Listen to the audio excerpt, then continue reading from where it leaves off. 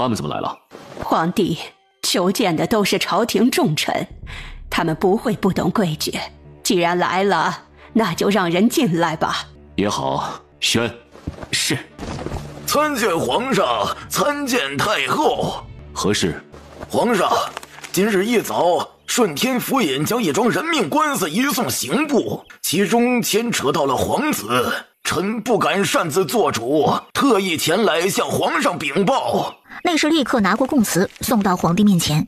皇上，死者乃是宋听女，上京郊县人士，年22，男。5日前在临河码头因韩王妃状告他骗取嫁妆钱财而被捕，昨日在狱中自尽，自尽前留下血书，称自己绝没有骗取钱财，还说……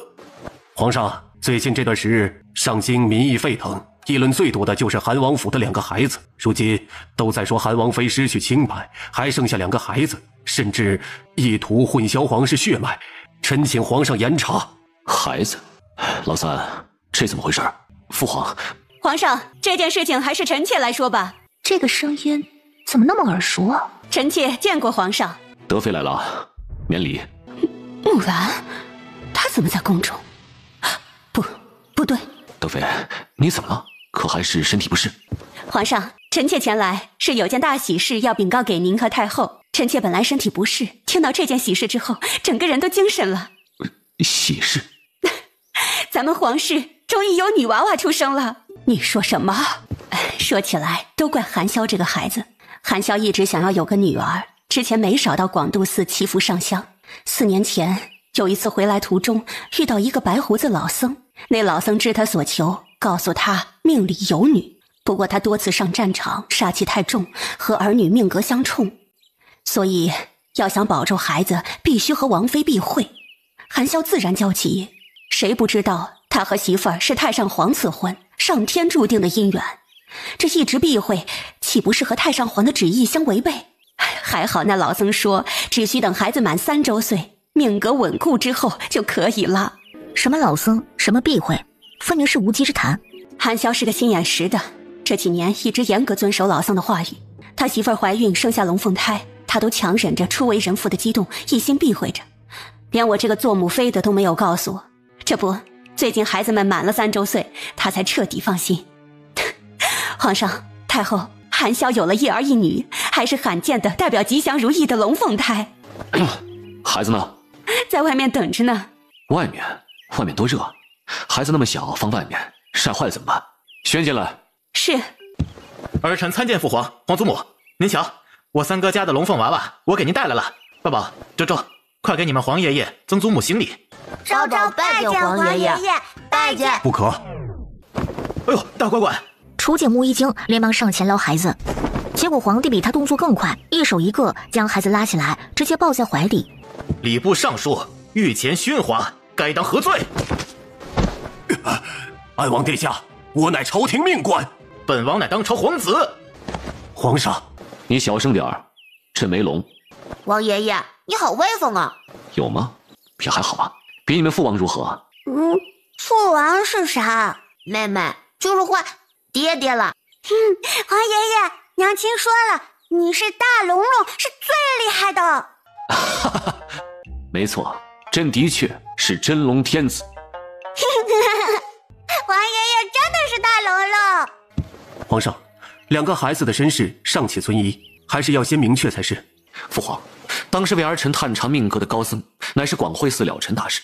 父皇可以把人宣入宫中进行问询。皇上，除此之外还有证据，本不应该当众讲的，可是事情关系到云兰的声誉，臣妾也顾不得那么多了。还有其他证据？是4年前，云兰和韩萧成亲当日圆房之后封锁了西院，云兰居住在西院之中，由一个老嬷嬷照料。这个老嬷嬷曾经侍奉过臣妾，后面出宫到了韩萧府中伺候。在新婚夜过后，他派人给臣妾送来了，您懂吗？皇帝没有搞明白，太后却明白了。新婚夜席床上都要铺了湿帕，为的就是圆房过后留下血迹，证明女子清白。其实不用这么麻烦，朕有办法查验这俩孩子的血脉。先皇曾经告诉过朕，老楚家这女儿金贵，若是有女儿出生，身上必定要带着楚家的印记。这事儿在皇家族谱上都有过记载。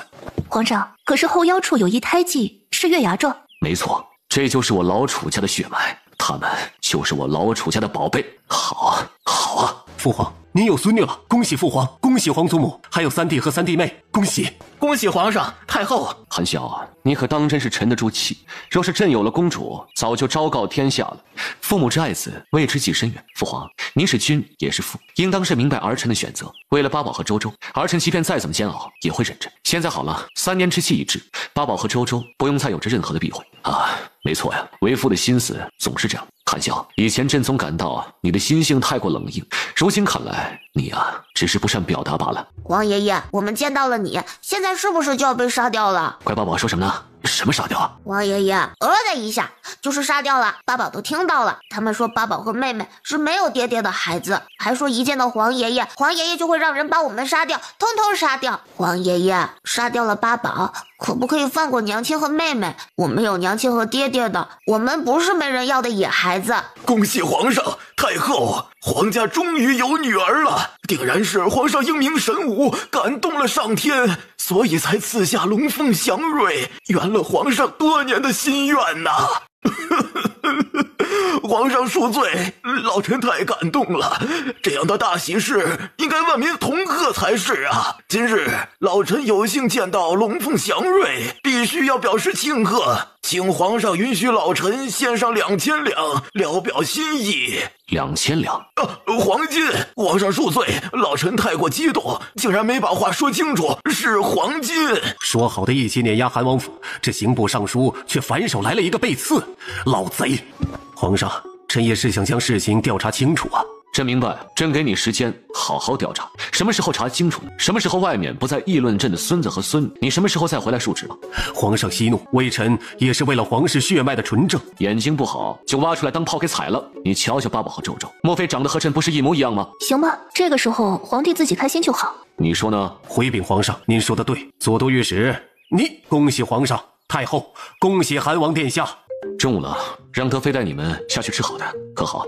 皇爷爷，你也要多吃东西哦，这样才能长高高、长胖胖。好，皇爷爷记下了。沉闷的鼓声再次响起，紧接着一声连着一声。来人，探。宣庆国公、怀国公、户部尚书、吏部尚书、兵马司大将军，立刻上朝。太子立刻跟上皇帝的脚步，先去瑶华宫吧，等着我的消息。好，接下来该他出手对付太子了。云兰见过母妃。好孩子，快些免礼，去吩咐御膳房熬点滋养身体的燕窝粥。另外，快去本宫的库房，把本宫存起来的首饰、布料、玉石、翡翠一类的，通通拿出来。算了，你们笨手笨脚的，慢死了。本宫带云兰自己去挑。整个瑶华宫因为主子们的心性愉悦，气氛都跟着欢快起来，而前朝太和大殿气氛却是一片凝滞。再说一遍，洛城如何了？皇上，洛城遭遇洪灾，官府却不赈灾，不放粮，草民等人不得已跟着抢劫了粮仓，可那是因为活不下去了，不是真的想要当反贼啊！赈灾银两贪污的案子，朕已经知晓，后续派人赈灾了。你们是为何不待在洛城，反倒是来京城讨难呢？皇上，您派了人，可是人在哪里啊？您说赈灾，可是钱粮又在哪里啊？皇上，洛城如今已经不仅仅是遭遇了水灾，还有疫情啊！皇上，时势久控，饿殍遍野，草民等人逃出来的时候，洛城已经开始易子而食了呀！户部尚书，你不是说赈灾的钱粮已经全部补齐，送到洛城了吗？皇上，的确已经送往洛城，户部有账册记录，皇上若有疑虑，尽管派人调查。户部出了银子，洛城却没有收到，洛城的百姓也没收到，那么这笔银钱去哪儿了？赈灾钱粮再次不见了，洛城闹出了疫病，却无人通报朝廷。好啊，好啊！皇上息怒，朕的怒火用请罪的话是息不了的。韩晓，你的伤势如何？回禀父皇，小伤罢了。好，不愧是朕的儿子。你觉着眼下这洛城该如何是好？1. 杀贪官，2. 找钱粮，3. 治疫病，4. 安灾民。好，说的不错。杀贪官找钱粮，朕交于你来办，你可能办到。儿臣定不负父皇的期盼。韩王全权的负责追查洛城赈灾银两贪污受贿，全部的涉案官员贪污满300两者一律处斩。另外，无视欺压百姓者斩，囤积居奇抬高物价者斩，趁乱起事扰乱民心者斩。韩王全权代表朕有先斩后奏之权。儿臣领旨，传旨太医院，除皇宫留2人值守之外，其余人等统统给朕前往洛城。洛城之灾疫1日不平，尔等便1日驻扎在那里。疫病平，百姓安，朕必重赏；疫病兴，百姓亡，尔等陪葬。遵旨。前朝这边的动静很快便传到了后宫。韩萧身上还有伤，皇上派了这样的差事给他，必定是要去洛城的。他的身子就算是铁打的，怕是也受不住啊。慕云兰同样蹙起眉心，不知道该如何安慰。罢了，韩萧本就眼里见不得不平事，这桩案子他是非办不可的。云兰，你别怕，韩萧离京，你就带着孩子来宫里玩，母妃帮你一起照顾八宝和周周。谁要是再敢嚼舌根，母妃直接拔了他的舌头。多谢母妃，八宝和周周怕是真的要交给母妃照料几日了。云兰，母妃，接下来我会很忙，说不准还要去一趟洛城。好，别的事母妃帮不上忙，可照顾好八宝和周周还是没问题的，你放心。交给母妃，我自然放心。外面的雨越下越大，足足过了1个时辰，楚寒萧才冒着雨来到瑶华宫。儿臣见过母妃。这么大的雨，浑身都湿透了。本宫让人准备热水，你快擦一下，换身衣服。不用，儿臣说2句话，立刻要出宫办事了。好歹擦一擦，都跟水洗的一样了。云兰，父皇有令，洛城案全部的涉案官员全部的免官抄家。现在我要去盯着，等处理完了京城这边的事情，立刻是要启程前往洛城。你和母妃孩子们留在上京，一定把自个儿照顾好了。韩萧，云兰她……好，我知道了，你先去忙。楚寒萧心头一软，想要过去抱抱2个孩子，却生怕弄脏他们的衣服。周周突然跑过来，将手里捏的点心塞进楚寒萧手里。八宝也走过来，小脸有些别扭，不过却把身上圆滚滚的锦鲤包包摘下来，递给楚寒萧。云兰，这拿着吧，八宝特意送给你的。楚寒萧郑重点点头。母妃，儿臣先走了。好，去吧，万事小心。记住，你现在不是一个人了，你还有云兰和2个孩子，万事多想想他们，便能多保重自己了。是，儿臣记住了。皇上，顺天福尹已经带着人去安置逃难来上京的灾民。韩王殿下选了安王为助手，如今已经将洛城贪墨赈灾银2案所有京官尽数抄家斩首，共斩首官员9人，抄家所得财物已经送入户部清点。另外，除了护卫和太医院的太医，韩王殿下还带走10名军医。韩萧不愧是战场上下来的，做事就这么雷厉风行。至于军医嘛，带着便带着吧。太医院的人养尊处优惯，多些人手。洛城那边也可以多些把握。父皇，这么大的雨，3弟身上还有伤呢，此去洛城又如此路途遥远，儿臣担忧他身体扛不住啊，不如再多派遣几个官员一同前往吧。孩子，洛城的案子你就别管了。是儿臣多虑了，3弟战功赫赫，办事历来有分寸，想来能够办妥洛城案子的同时，又能照顾好自己的。 2个孩子呢？皇上，2位小主子都在德妃娘娘的瑶华宫呢。中午吃饭了吗？吃了什么？吃得可香？德妃娘娘将2位小主子看得跟眼珠子一样，吩咐御膳房那边送了小孩子爱吃的糯米糕、马蹄糕。午膳在娘娘原来的份例上多加了1道酒香鸭和甜藕，2位小主子进得香甜。好，那就好。告诉德妃，晚上朕去瑶华宫休息。这怎么了？回禀皇上，韩王殿下离宫不久，韩王妃也跟着出宫了，将2位小主子留在了宫中，说是多陪陪德妃娘娘。光是陪伴德妃？这皇上，前朝事情忙，德妃娘娘历来体贴圣意，自然是生怕打扰了您处理政务。中午的时候，2位小主子还询问您有没有好好吃饭呢。德妃就是想法太多了，朝中的事情是忙不完的，天灾人祸哪一年都不少，朕只能尽力安排最合适的人手去解决问题，无法亲力亲为。父皇做的是纵览全局，哪能顾及到所有的一角一隅呢？摆下瑶华宫。是，皇上起驾。朱颜阁，王妃，您先换身衣服。不用，我还得出去。慕云兰简单擦了擦，直接来到后院的药房。这药房是他专门请人建造的，地下有庞大的药材库，地上是配药的地方，只是条件有限，和现在的无菌药房没有办法比。他顾不上消毒，用灵泉水洗手之后，快速配置各种药粉药丸。没多会儿，瓶瓶罐罐摆满整个桌面。三哥，你的伤口又流血了，不行，咱们等雨停了再走吧。洛城疫病横行，每耽搁这1刻钟，都不知道会有多少灾民丧命，而且路途遥遥，事故不断，我们不可能一直等待的。可三哥，你的伤，太医也会去洛城的，无妨。楚寒霄，时间匆忙，来不及给你准备更多的东西，你凑合着用吧。愣着做什么？接过去啊！这会儿雨变小了，你赶紧走吧。哦，对了，护卫一类的带足了吗？人手足够，放心好了。那就行。到了洛城，别忘了给我写信，把情况都说清楚。洛城有沈家钱庄，您让人将信送过去，钱庄那边会派人递送的。他接过食盒，交给一旁的瑞影。云兰，我走了。好，一路顺风。楚寒霄翻身上马而去。主子，按照您的吩咐，药材都已经准备好了，现在开工吗？按照我写的方子和工序，先加工一批出来，我检查无误之后，直接送往洛城。是。天色渐渐黑透，雨也停了下来。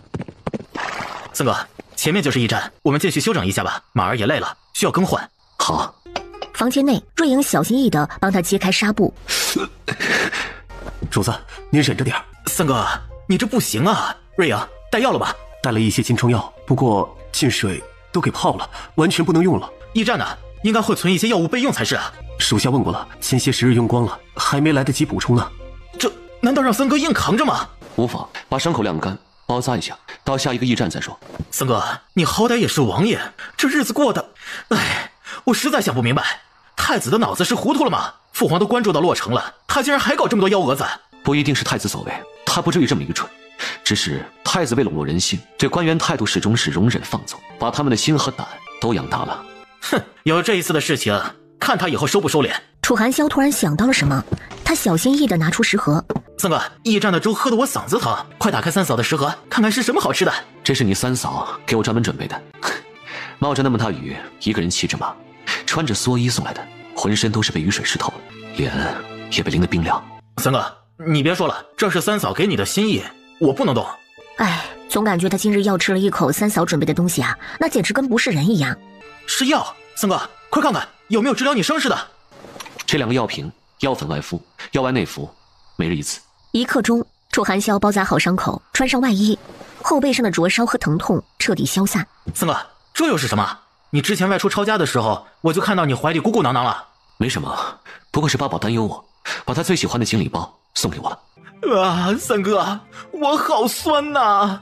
陛下让安王妃也给您准备就是了。明妃身体不好，我才不舍得她劳累。嘿嘿，时辰不早了，三哥你早点休息，明日一早我们出发。好。这一夜，他本以为伤口会加重，影响睡眠，却不想一觉睡到了天亮。起身之后，瑞影帮他换药的时候，彻底惊呆了。昨天还流着血的伤疤，外表看着虽然严重，可皮肉内里竟然好了大半。主子，太神奇了！此事为绝密，不可告知第二人知晓。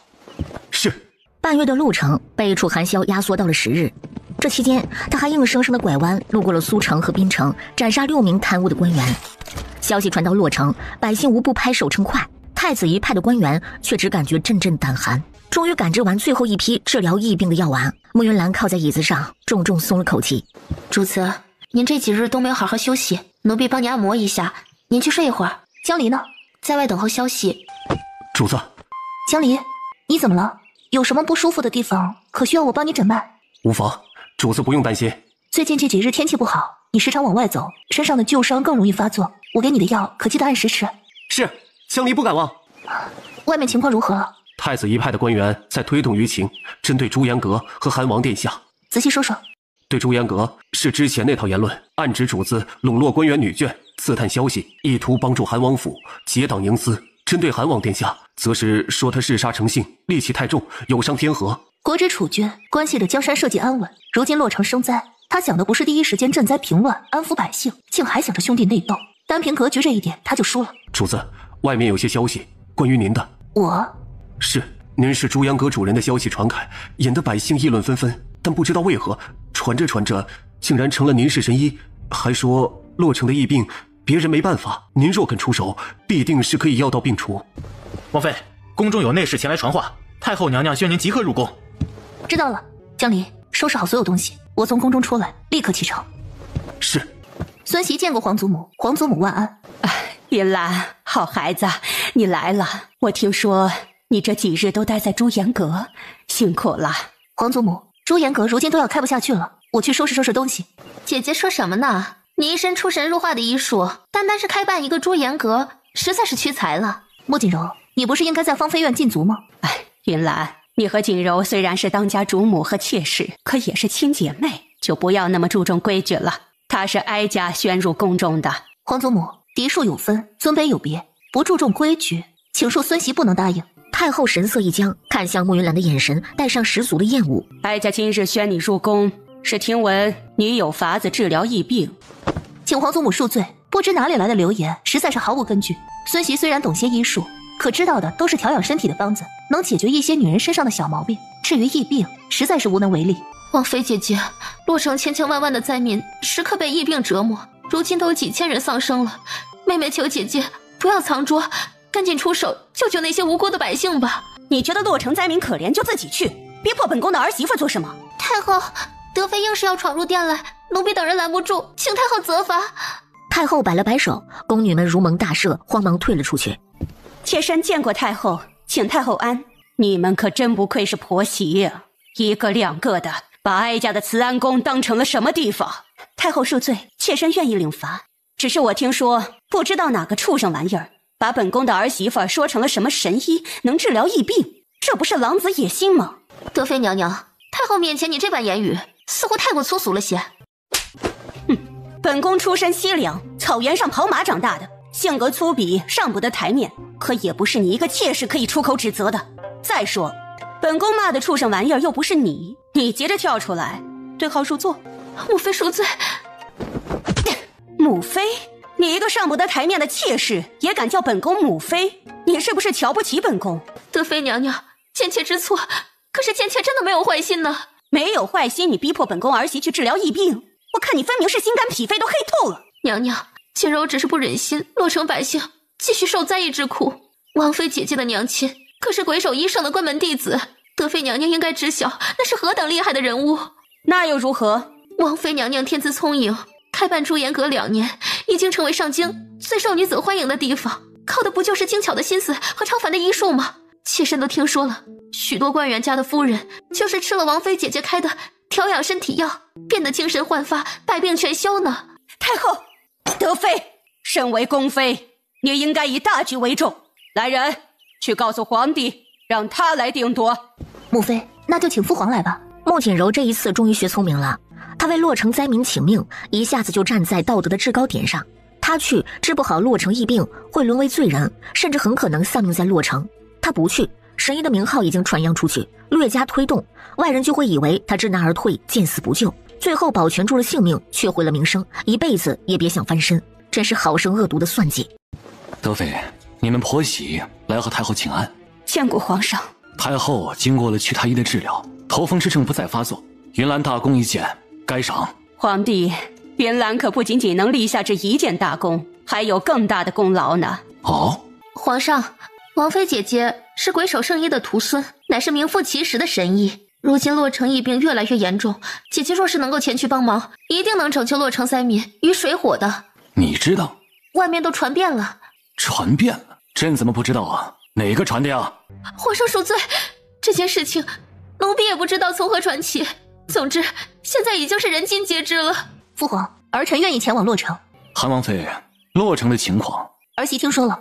今日一早传来的最新消息，洛城疫病横行，官员为了防治疫病传播，已经下令封城。不错，只是这是前7日的消息，如今洛城的情况如何，谁也不清楚。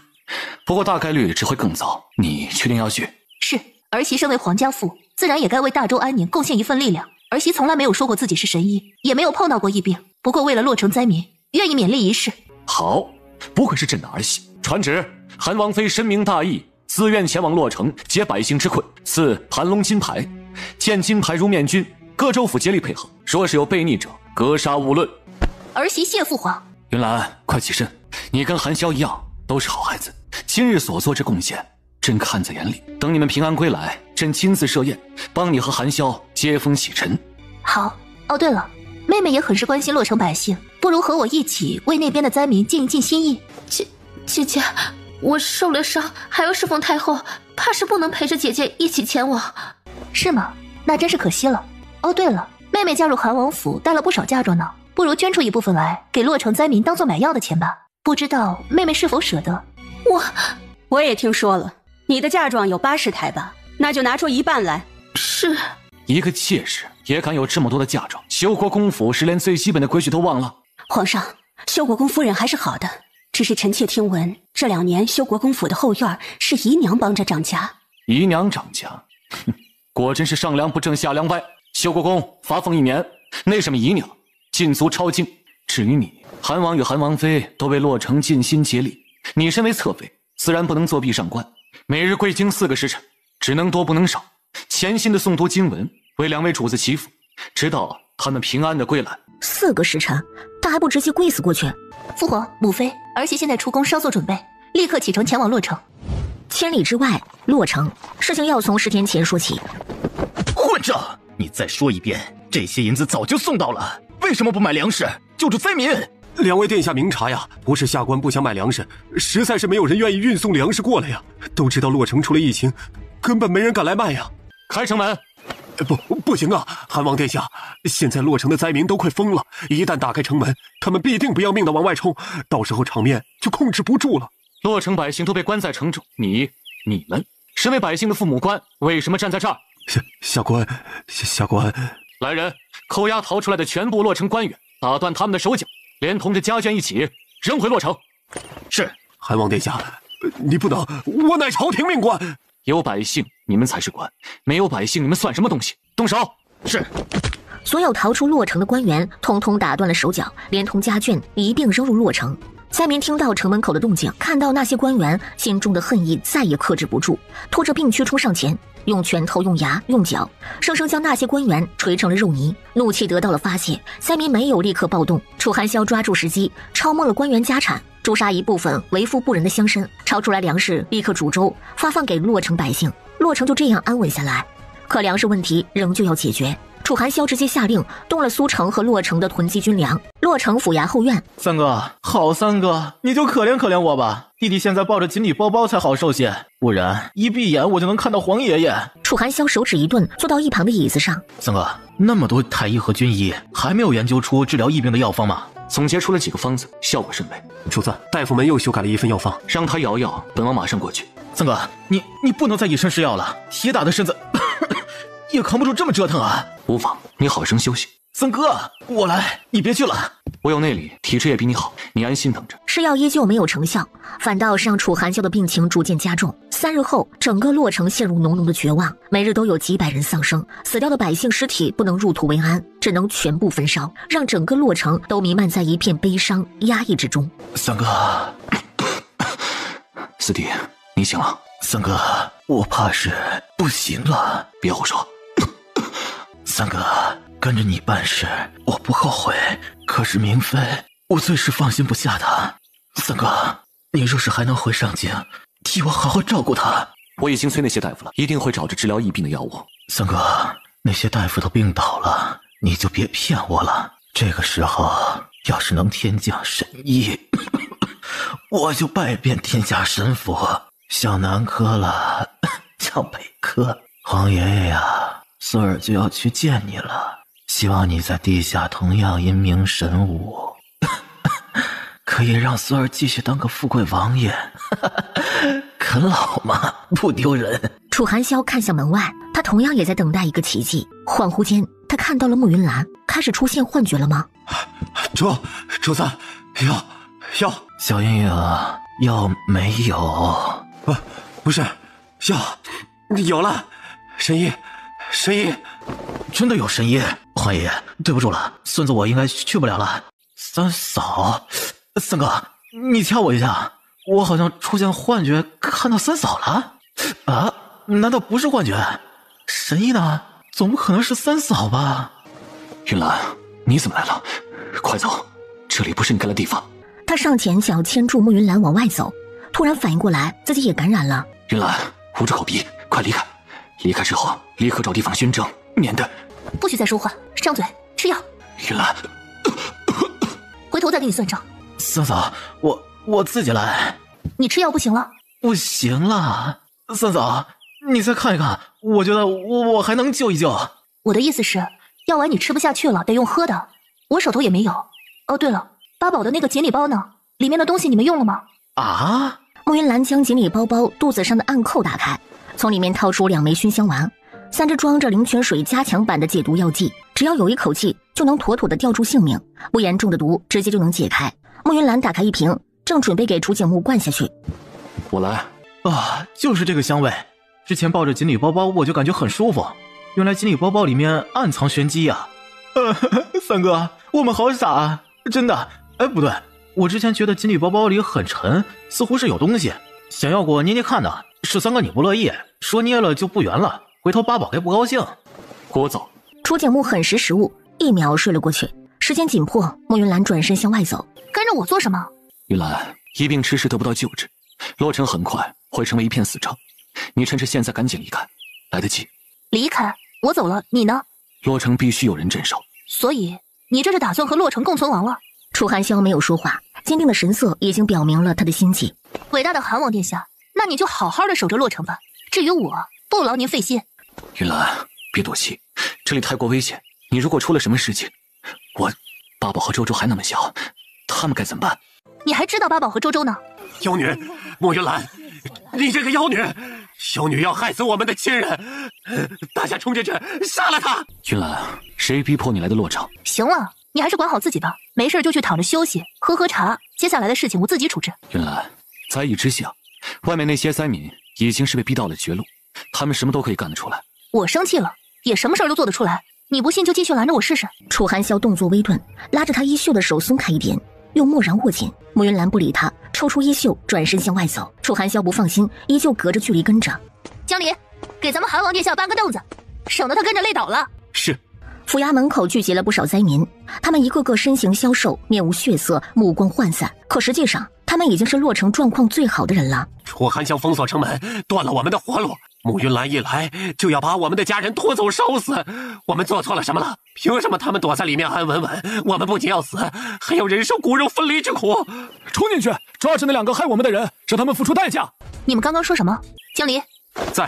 有谁在闹事？拖出去，直接斩首。是。韩王妃，你为什么拖走重病之人？你是不是想要将他们折磨死，然后一把火烧了了事儿？放了我们的家人，即便是要死，也该让他们死在家里。死了还要被烧成灰，变成孤魂野鬼。死之前，我们就想让家人留在身边，这有错吗？就为了这件事？韩王妃，我们这些灾民不是人吗？我们就活该命如草芥吗？韩王妃，你好生的残忍呢！我们这一生安分守己，朝廷赋税徭役，从不敢是有这丝毫的拖延。我们老实了一辈子，现在就活该被烧死，活该死不全尸吗？把我们的家人还给我们！没错，你们不放人，我们拼了命也要将人抢出来。本王妃一入城，立刻下令将各家病重之人拖出，送至城中心的空置院落。你们以为我是要烧死他们？难道不是吗？我们的家人病得奄奄一息了，你下令将他们拖走，动作极其粗暴不说，还命人打了井水，不断地对着他们冲刷。虽然院子有外墙挡着，可我们部楼都听到了，里面惨叫连连，堪比人间炼狱啊！狗官贪污赈灾银两，害得我们家破人亡，如今又感染了疫病被封城，彻底没了活路。凭什么现在还要被这些人迫害？没错，把我们的家人交出来，不然我们豁出命去和你们拼了！哼，好，要把人带回去是吧？可以。大家看看，这就是他们的等等，韩王妃，你说可以？没错，今天谁想把人从我手中带走，通通可以。不过丑话说在前头，之后若是再想把人送过来，那不好意思，我不要了。我们才不会把人送过来等死呢。没错，死我们要死家里。那好，正好本王妃也要过去，那就一起走吧。你带过来的大夫们呢？都在府衙，一并带上。好，我立刻让人通知。洛城中心的位置是一座面积广阔的园子，那里一群奄奄息息的灾民挤挤挨挨的或躺或坐，他们四周正有人提着水桶不断将水泼在他们身上。见有的病人被水冲洗干净，立刻就有人上前将人搀起来，朝着身后的房间里拖。住手！快住手！见过韩王妃。免礼，继续做你们该做的事情。是。混账！你们都是畜生！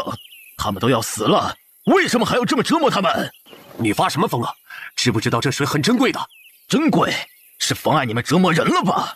珍贵你怎么不自己用啊？畜生！你们就是一群畜生！你们，爹，你别怕，儿子这就带你回家。老人突然抽搐一下，缓缓睁开眼睛。爹！下一刻，老人一扭头，呕地吐出一口黄水。爹怎么了？是你害死我爹！你这个狗！爹，狗生在呢，我在呢。爹，你要说啥？哥，爹，你是不是让我替你报仇啊？你放心，杀父之人不共戴天，我就是豁出去命，也一定帮你手刃仇人。楚寒霄眼底杀机闪过，狗东西，快把老头子放回去！啊，爹，你咋了？给我放回去！见汉子傻乎乎的不动弹，干脆扭头晃晃悠悠朝刚才的位置走去。恩人呐，你们继续。爹，狗剩，你老爹不是快断气了吗？怎么刚才还能自个儿走了？诈尸了？你诈尸，你全家都诈尸。我爹是好了，是有救了，只剩了一口气吊着了，怎么可能忽然的就……老人家别躺了，洗干净了就进屋里换干净衣服。你能自己走吗？我实在是拖不动了。老头子自己行，恩人们辛苦了。爹，我背你。滚！你身上脏，老头子刚洗干净，滚远点。这是怎么回事？慕云兰将人集中起来，用水冲一冲，这些人就好起来了。这么简单就能治疗疫病了？本王妃即将给病人诊脉治疗，其他闲杂人等一律赶出园子。是。诊脉治病，这不是要杀人，是要救人啊！老天爷啊！韩王妃恕罪，恕罪啊！我们错了，我们不该上府衙闹事的。王妃，求求你再给我们一次机会，救救我们吧！统统赶出去！是。好不容易见到了生的希望，这些人怎么可能离开呢？他们直接跪在园子门口，满脸皆是懊悔。眼看着计划不成，暗中挑唆灾民的闹事者准备溜走。闹了事还想跑？大人，我们之前是受了些蛊惑，是这些人一直嚷嚷着王妃要烧死我们的家人，求大人帮着我们美言几句，让我们进园子吧。我们王妃说了，她千里迢迢来救人，不是让人误会，被人指着鼻子骂的。是我们错了，我们糊涂呀。对了，我们王妃说了，她不是圣人，无法做到被冤枉了还既往不咎。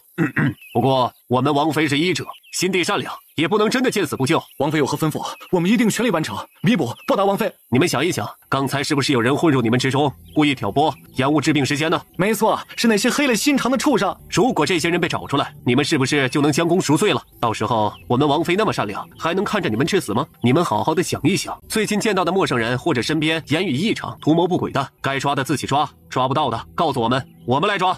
是，多谢大人指点。韩王妃能够治疗疫病的消息犹如甘霖，眨眼间笼罩荒漠一般的洛城。为了活下去，开始抓图谋不轨的闹事者。许多奸细到达洛城，还没有来得及施展，就被百姓抓住，扭送到楚寒霄的面前，直接当着洛城百姓的面将这些人尽数诛杀。10日一晃而过，主子，被王妃收拾入园子的重病病人共1300人，状况全部好转，只有8人因为年纪太大不幸死亡。按照王妃的吩咐，现在就可以将药方推广至整个洛城，救助全城的百姓了。方子上所需的药材是足够的吗？主子，王妃来的时候都想到了，她不仅带来了医疗队的人，还带来了许多的药材，都是洛城目前急需的，数量足够。最近有不少人要来洛城，既然这药材足够，那还是关好城门，以免这疫病外传吧。是，请主子放心，有属下在，谁也别想在这个时候来洛城。发生天灾的时候没人来，现在灾祸平息，这些人就要来送粮送药了，分明是看到赈灾控疫病的功劳，想来分一杯羹的。师匠，其他事情我来。楚寒霄弯腰将他抱起来，他睡得很沉，面容泛着淡淡的苍白。楚寒霄看了他片刻，转身大步朝外走去。随着一项项命令下达，整个洛城四处点起火把，在夜色中快速忙了起来。药材被按照区域分发熬煮，灾民们终于等到了希望，谁也不敢破坏赈灾秩序，拿着碗十分自觉地排队领药。当楚寒霄带着一身清露返回园子药房，慕云兰仍旧沉沉地睡着，让人用厚实的食盒送来菜肴，然后拖来一张椅子，靠在上面闭目养神，等他醒来。慕云兰记挂着病人的事情，睡着睡着忽然睁开了眼睛。醒了？我睡了多久了？4个时辰。你怎么没叫我？外面情况如何了？园子里一切如旧，没什么大碍。外面我已经让人按照街区分发药材，定点熬煮分发，保证每个人都可以分到。那我……你可以吃点东西，然后接着睡。肚子不争气的发出咕噜咕噜的叫声。饿怎么了？没见过人肚子叫啊。现在见过了。腹中的饥饿感让他没有过多细想，拿起筷子便开始吃饭。楚寒霄坐在一旁，时不时帮他布菜。被治愈的百姓走出园子，都有种恍如隔世的感觉，转身对着园子直接跪下。哎，大家这是做什么呀？你们的身体还没有好全呢，赶紧回家休息吧。还是得按时喝药，有什么不舒服的地方，及时到各个街区设立的义诊处询问大夫去。多谢恩人。哎呀，好了好了，地上潮气太重了，快起来吧。百姓们起身，眼神却时不时朝园子里张望。大家别看了，韩王妃这几日劳累，被韩王殿下盯着，到府衙休息去了。众人这才遗憾离开。疫病的阴影逐渐消散，赈灾银两一部分继续采买粮食，另外一部分以工代赈，组织灾民重建洛城，恢复耕种。慕云兰忙碌了10天，突然闲了下来，整日让江离将软椅搬到回廊下，一边赏花，一边懒洋洋的躺尸。直到楚寒霄忙完事情归来，告诉他该回京了。想起八宝和周周，这一刻归心似箭。我们回京顺利的话，是不是正好可以赶上中秋？啊，我们回去吧。八宝和周周定然是等得着急了。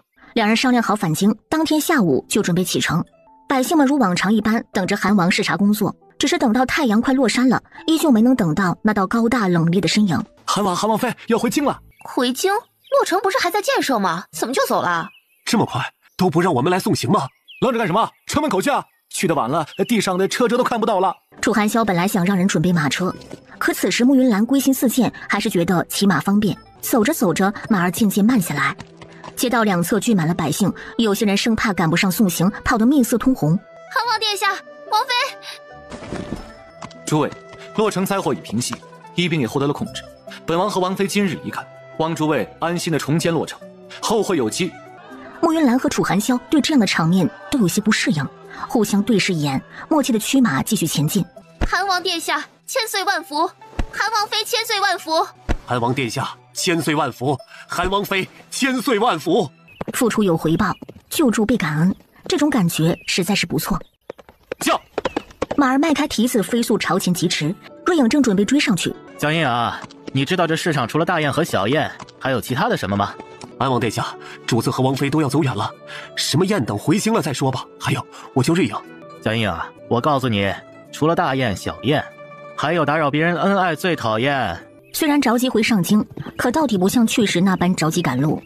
洛城灾祸被平息的消息传开，慕云兰和楚寒霄路过各个驿站，收到的都是周全的照顾和百般讨好。眼看着距离上京还有5日的路程，楚寒霄收到瑞影调查来的消息。穆景柔修国公府。主子，王妃本来是计划着自行前往洛城的，可是她为了制药，一直没有将消息放出去。想不到莫锦柔联合着柳姨娘，故意放出了她是神医，能够治疗疫病的消息，逼迫王妃前往洛城。柳姨娘有个极为在意的兄弟吧？是，原本是白参，借着修国公府的庇佑，开办了青楼、赌坊，赚了不少的黑心钱。之前宋听雨被捉拿时，那个府衙差役几次想要动手灭口，就是因为欠了赌坊的钱，被柳姨娘的兄弟拿捏住了把柄，断了那人的手脚，当着柳姨娘的面。是。瑞影刚刚退下，慕云兰沐浴完毕走了出来。你做什么？擦头发。我是说你擦我头发做什么？你不想擦，自然是我来了。仔细检查，发现头发彻底变干之后，终于满意的点点头。王爷，我们只是单纯的夫妻关系，像擦头发这种事情，以后还是不要做。单纯的夫妻关系，我知道了，云兰。说完，他若无其事的转身，继续去看上京送来的情报。八宝和周周需要爹爹，可他不需要相公。当个快乐的富婆，一个人独美不香吗？何必去逆着时代的洪流，在一堆对3妻4妾习以为常的古人中追求什么一心一意的真爱呢？楚寒霄是皇子，身份尊贵，还迎娶了一个侧妃，他们就更不可能了。他不是伴侣的好人选，但是却是一个极佳的合作伙伴。心性沉稳，出手果决，而且有身份有权利，他能明白自己的意思，默契地维持这段合作关系，那是最好的。慕云兰理了理头发，裹紧被子，在床上滚了滚，把自己卷成一个春卷，转身睡了过去。他走到床边，看着床上沉沉入睡的慕云兰，冷冽的眼眸闪过柔色。他躺到床上，看着身边的人形春卷，手指轻轻勾了勾被子边缘，被角纹丝未动，默默起身。不多会儿，拎了一串暖手炉进来，轻轻放在被子上。慕云兰越睡越热，迷迷糊糊地踢开被子，一夜好眠。慕云兰醒来，只觉得这一觉睡得格外舒服。王妃，王爷，你怎么能这样呢？就算驿站只有1间房，鉴于我们单纯的夫妻关系，也应该遵守同房不同床、同床不同被的2项基本原则。是，云兰说的很对，我的错。鉴于这是第1次，我就原谅你了，下一次必须得注意了。好，我记下了。那云兰，你可以抬头，让我把手臂抽回来吗？麻了。慕云兰神色一僵，默默抬起头。还要麻烦云兰抬下腿，我的腿也麻了。云兰先洗漱，我去看一下早饭。他昨天睡觉还故意压紧了被子的，怎么睡一觉变成压楚寒霄身上了？关键这睡眠质量还挺香的。房门外，曾哥，你肩膀怎么了？可是后背上的伤没好透吗？好透了。那你刚才那是特殊情况。那你昨天还拿了那么多的暖手炉？胃寒啊？吃完了早饭，王爷，我们马上就要回京了，京城是不是也该热闹热闹？王妃说的是，那你觉得该如何热闹？王爷之前赈灾心切，好像挪动了军粮。的确，王妃为了救人，整日的住在园子里，鱼龙混杂，好像也不大符合规矩。三哥为我，三嫂霸气，抱紧大腿必成大器。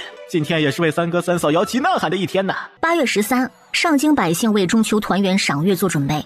好啊，韩萧稳住了洛城，及时调度粮食，平息了一场民乱，处事果决，头脑冷静，不愧是朕的好儿子。德妃坐在一边，神色淡淡的，并未开口说话。德妃，韩萧和云兰马上就要回来了，你也准备准备啊！朕答应了云兰，等他们这平安回来，要亲自设宴为他们接风洗尘。又正好的赶上了中秋，你呢陪着朕一起思量思量，该如何赏赐他们才是。皇上说笑了，为朝廷办事，为皇上尽忠，不是韩萧和云兰应该做的吗？皇上不罚他们就不错了。这什么话呀？朕是那赏罚不分的人吗？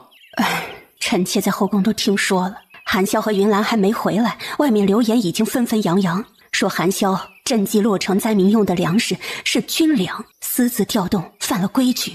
这件事情不仅如此，还有我儿媳妇云兰说她身为王妃却不守规矩，和诸多病人住在同一个院子里，男女乱得很。一派胡言！朕本就说过，事急从权，两个人可以行事，不必处处遵循规矩。竟是还有人传这样的流言来，爱妃放心，朕一定查清楚，绝不会委屈了韩萧夫妻。皇上说话算数，自然算数。那臣妾就放心了，臣妾就知道皇上绝对不是不辨是非之人。这参奏的官员也不知道是何居心，难道觉得皇上连这样的道理都不懂吗？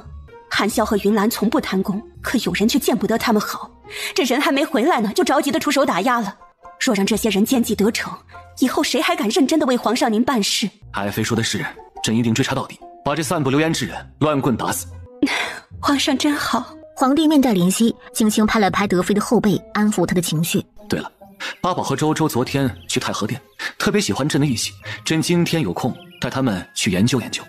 皇上，八宝和周周太不懂事了，这玉玺是能随便玩的吗？臣妾回头就教训他们。皇上政务繁忙，早些回去歇着吧。臣妾恭送皇上。大前天研究盘龙柱，前天研究九龙台，今天开始研究玉玺。皇帝霸占八宝和周周的借口是越来越离谱了。突然看到刚刚洗白白回来的八宝和周周。八宝、周周，来，皇爷爷抱抱。王爷爷，德妃还没有来得及阻拦，皇帝抱娃就走。皇上，爱妃不必送了，早些回去歇着。一国之君，朕该让其他的妃嫔也看看这位陛下的真面目。8月14上京。哎，来了吗？来了吗？应该快了。真是没想到，韩王妃竟真的能够治疗疫病，太好了！有了治疗疫病的药方，以后再遇灾祸就不会死那么多人了。哎，快看，哎，到了呀！伴随着轰隆的马蹄声，2匹黑色骏马并行疾驰而来。皇上一早就下了旨，韩王和韩王妃一回京就立刻前往皇宫觐见。这样的情况自然不能让皇帝久等，一路顺利进入皇宫，远远的就看到等候在宫门口不远处的太子。见过太子。三弟妹，你们能够平安归来，大哥的心中实在是高兴啊！都是一家人，快免礼。父皇和百官在殿中等着给你们接风洗尘了。景木，这一趟你同样也出力不小啊！太子大哥，我可不是出力不小嘛，你是不知道，我三哥弄来粮食一车又一车，我跟着搬来着，胳膊都要断了，可累了。哎，太子大哥，父皇准备怎么赏赐我三哥三嫂？我出了那么大的力，怎么也能跟着受点赏赐吧？比如给我10几万两银子之类的。这，太子大哥，你是好人，之前我闯祸总是你帮着求情，这一次你帮我多要点赏赐，回头我分你一半也行啊。四弟，父皇还等着呢，你亲自去问问不就知道了。也好，三哥三嫂，快走，我都等不及了。太和殿丝竹阵阵。八宝不急，坐着休息会儿啊，和皇爷爷一起玩小鸭子。你瞧，胖墩墩的多可爱啊！王爷爷，龙椅不能擅作，做了是大不敬，要掉脑袋的。王爷爷，爸！慕云兰和楚含笑进来。娘亲！嘿，小心，台阶高，八宝小心点。娘亲，娘亲，周周吓死你了！快让韩王妃坐下，另外吩咐膳房熬点冰糖雪梨水过来，少放糖，不能太甜了。八宝和周周啊，小奶牙稚嫩，糖吃多了会把牙齿吃坏的。皇上，八宝和周周年纪小，又是第一次离开母亲这么久，想念得很，失礼之处还请皇上见谅。三弟，你和三弟妹离京之后，父皇一直很是担忧，快些仔细说说洛城的经历，好让父皇安心呢，也让姑和其他大人们学习，借鉴一些经验，以后再遇灾祸，定不能如这次一般手忙脚乱了。父皇，太子大哥，你们是不知道，这一次洛城赈灾真是苦啊！楚含笑微微一愣，下一刻桌案下一只纤纤玉手伸过来，掐在他大腿上。父皇，出去2个月，儿臣终于可以安心的吃一口饱饭了。三弟、四弟、三弟妹，你们这一次前往洛城赈灾，的确是辛苦了。父皇，儿臣以为应该好好赏赐他们才是。父皇，太子大哥，我说的不是我们苦，洛城水灾本不应该如此严重，却因贪官延误、贪没赈灾银两而导致民不聊生，此乃百姓依苦。后贪污案被查，却没有以雷霆手段处置，从而导致某些官员心存侥幸，2次延误赈灾，只想活下去的百姓被安上暴民的名号。死伤者不知凡几，此乃百姓2苦，无粮无家，一子而食，已经是人间惨剧。可官员不作为，对灾情掌控不充分，甚至刻意让洛城数以万计的灾民自生自灭，从而引得发生疫病，雪上加霜，此乃百姓3苦。父皇，我们的受苦由您疼惜，可百姓们的苦楚又能向谁来诉说呢？父皇，儿臣不善言辞。父皇，您是最了解的。儿臣王妃之所言，句句是儿臣的心中所想。洛城灾祸虽是平息，可死去的都是大周朝的子民，这样的伤痛，怕是一生都无法抹去的。父皇，儿臣等人不要什么奖赏，只希望这一回洛城一案可以给天下官员一个教训，希望这样的苦难不要再降临到大周百姓的头上。父皇，儿臣也不要赏赐，经此一事，儿臣也想明白了，不能再虚度时光。以后再有什么差事，您派遣三哥前去的时候，别忘了儿臣。儿臣定然竭尽所能，帮三哥打下手，为咱们大周朝出力。好啊，你们都是朕的好儿子。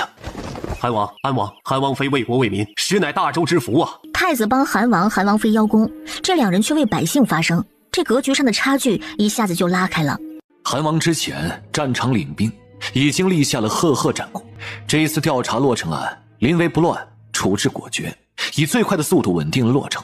朕心甚慰，韩王妃巾帼不让须眉，身为女儿身，却只身的前往洛城，平息灾祸，救助万民，乃女子典范。安王也不错，以往总感到你贪图享乐不着调，如今事业成长了，以后要多跟着你三哥学习，别再那么不着调了。楚景木挠着头憨厚一笑，都起来吧。是，谢父皇，你们都是好孩子。不过大周有律法，朝堂有规矩，朕亦是赏罚分明。韩萧已是亲王之尊，这尊位上是没办法再提了。从即日起，向亲王双奉。至于说韩王妃，太子目光微动。皇上，有件事情微臣本不该在这个时候提起的，可事情牵扯到了许多的官员家眷，微臣不得不说。讲。皇上，韩王妃设立了朱颜阁，那是单独服务女客的地方，不仅有裁缝、量体裁衣，帮官员女眷提供衣服，还有医者为其诊脉调养身体。最重要的是，朱颜阁中的药丸卖的价格奇高，微臣了解过，一枚简简单单的美容丸竟然卖到了100两银子一颗，每次贩卖都是每人限购7枚，这就是700两银子。皇上，这分明是借机敛财。另外，朱颜阁有意讨好，引得诸多官员女眷逗留。这2年，韩王妃隐姓埋名，改变容貌，隐瞒身份，又刺探消息，讨好串联官员之嫌。这说话的张御史是仗着言官的身份，觉得没人治得了他。太子，朱颜阁你可听说过？对此有什么看法？父皇，儿臣对朱颜阁有所耳闻，不过了解不多，只知道是三弟府中的产业，具体做什么的，儿臣没有过多打听。不过儿臣相信三弟的为人，他不是喜欢结党营私、使用算计的。皇帝神色不变，心中却闪过一抹失望。皇上，微臣惭愧，对家中女眷约束不力，竟是让他们沉迷购买什么美容丸，还在朱颜阁聚集，失了体统，请皇上降罪。皇上，微臣也要请罪。楚寒霄目光冷肃，他正准备开口维护。父皇，说起朱颜阁，儿媳有一事，正想禀明父皇。起来说话，不必多礼了。敢问诸位大人，还有要出来为自己家人请罪的吗？官员们互相对视一眼，默契地坐在椅子上，没有作声。看来没有大人要请罪了，那我就要向父皇求恩典了。恩典？是，父皇，这个恩典不是儿媳为自己求的，而是为朱颜阁所有的客人求的。所有客人？父皇，朱颜阁开办之初，儿媳的确隐瞒了身份，为的就是不想让人误会，说韩王府敛财，勾连官员女眷。可没想到张御史还是参奏了我。微臣只是实话实说。父皇，朱颜阁开办至今，刨去成本，总共盈利15万两。皇上，您都听到了，15万两，足足15万两啊！一个借机敛财、与民争利的罪名，韩王府是跑不掉了。啊！谁？皇上面前公然殴打朝廷命官，简直放肆！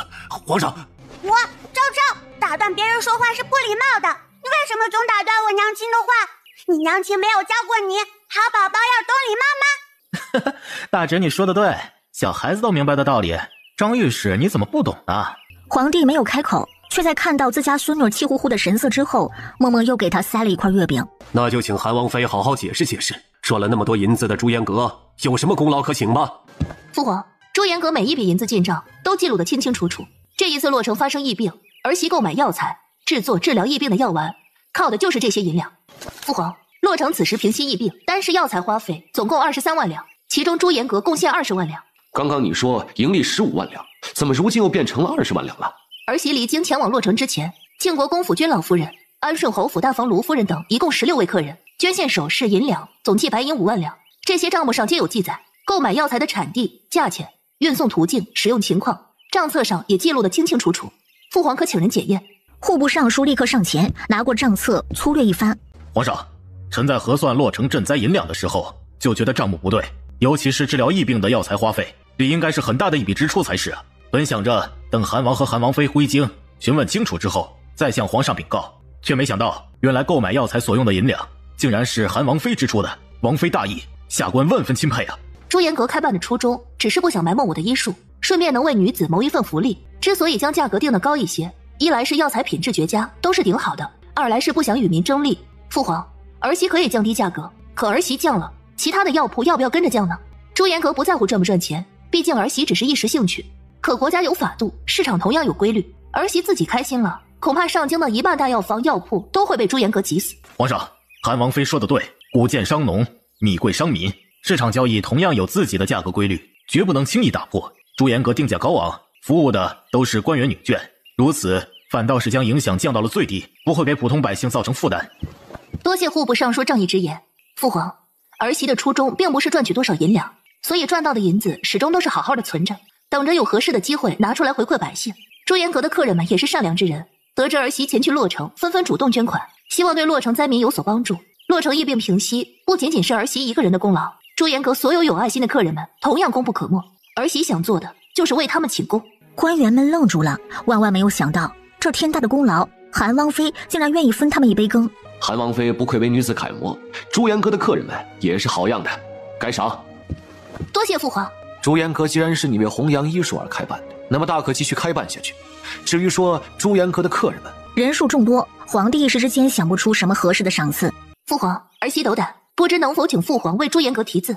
有了御赐的招牌，想来以后像张御史口中的那些误会，应该就不会发生了吧？皇上，臣妾觉得这个赏赐极好，文武百官为朝廷尽心尽力，身为官员家眷，自然也有报国之心。只不过女子身份，做事难免受到诸多限制。不过这心意却不打折扣。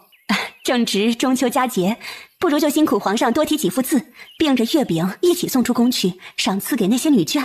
诸位爱卿以为如何呀？皇上圣明，微臣等人叩谢皇恩。好，来人，准备笔墨。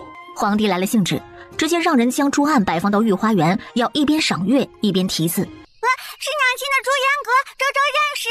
手中的月饼一个没拿稳，直接掉进砚台的墨汁里，正好滴落在写着朱延阁的纸上。妹妹，周周不是故意的。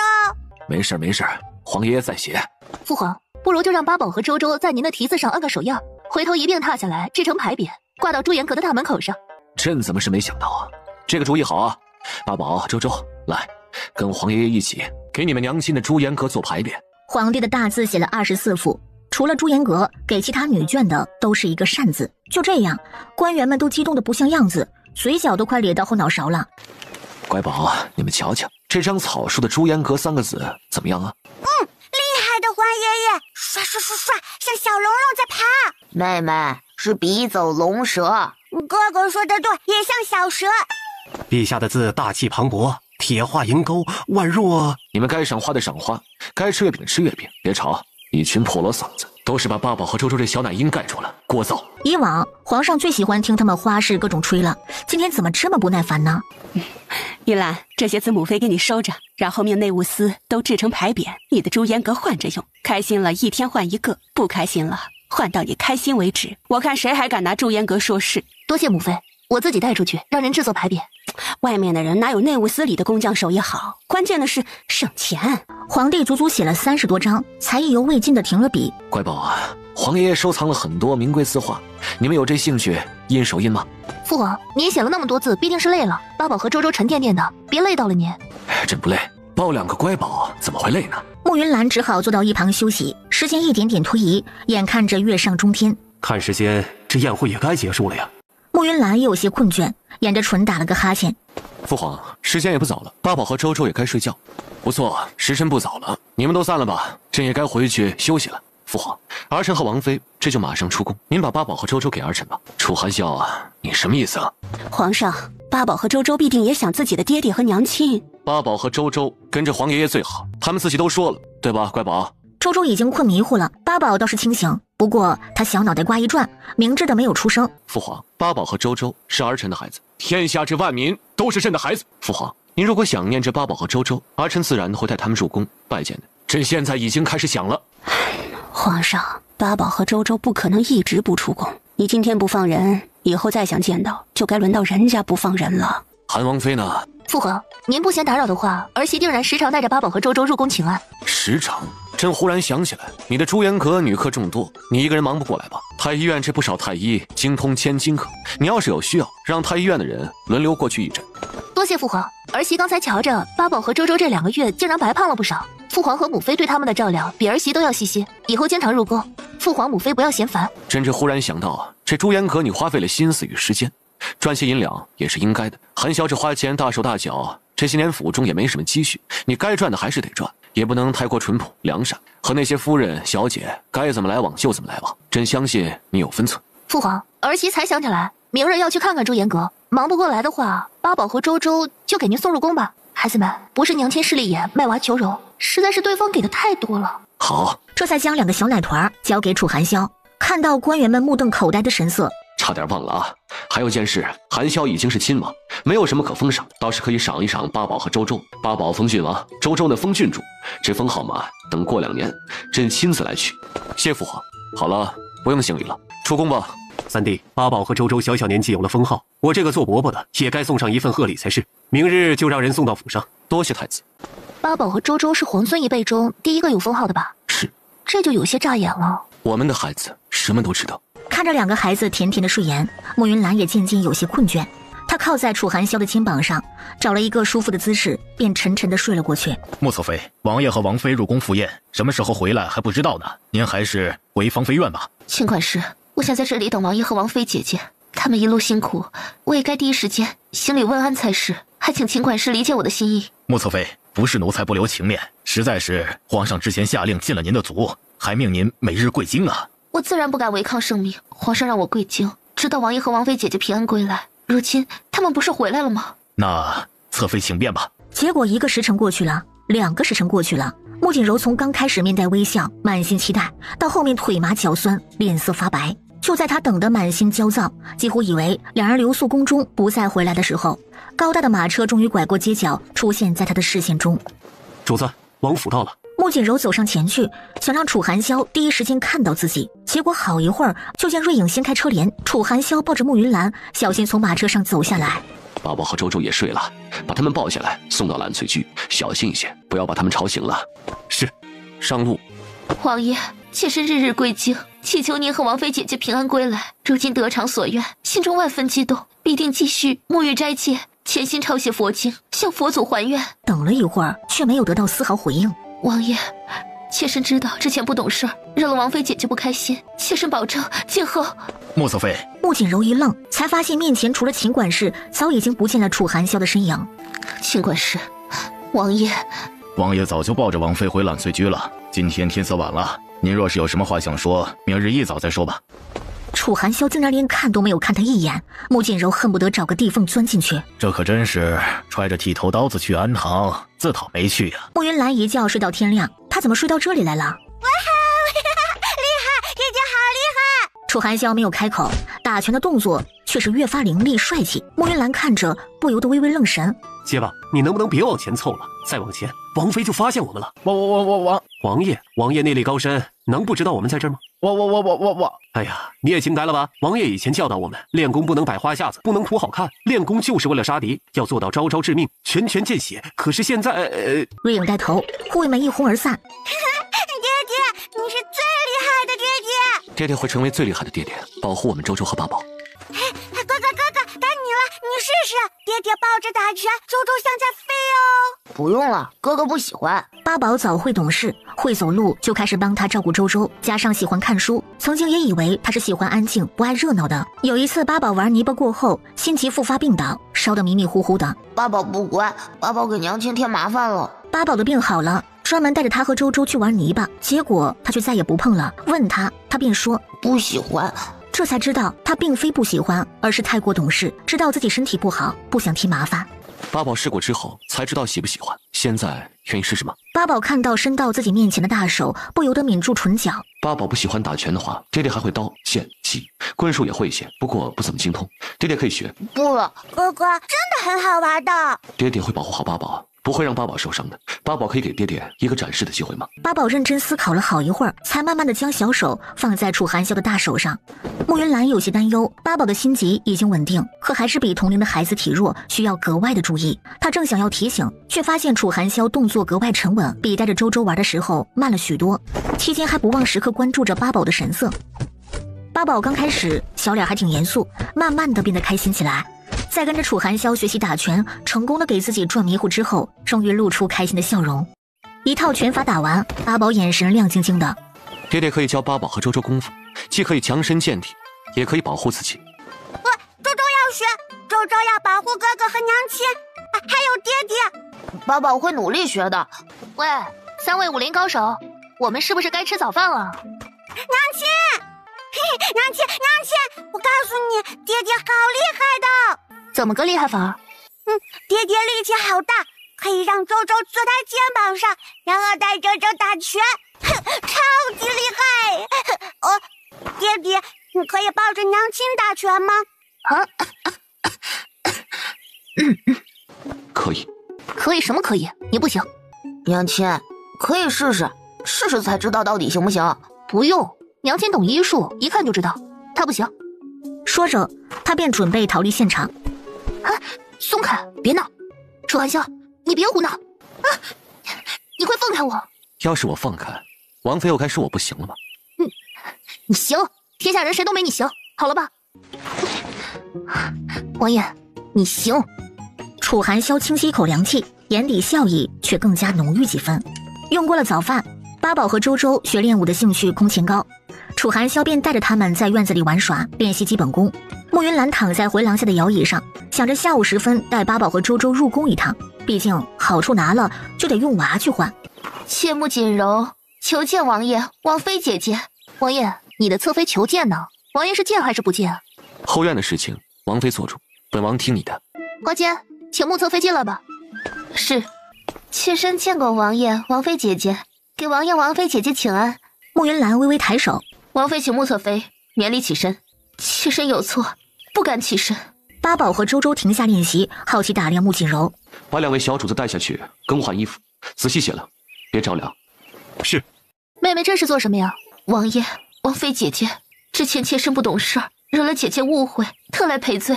我和你之间的误会还挺多的，你指的是哪一桩啊？姐姐，这第一点自然是小金，是妾身御下不严，却差点误会了姐姐和2个孩子。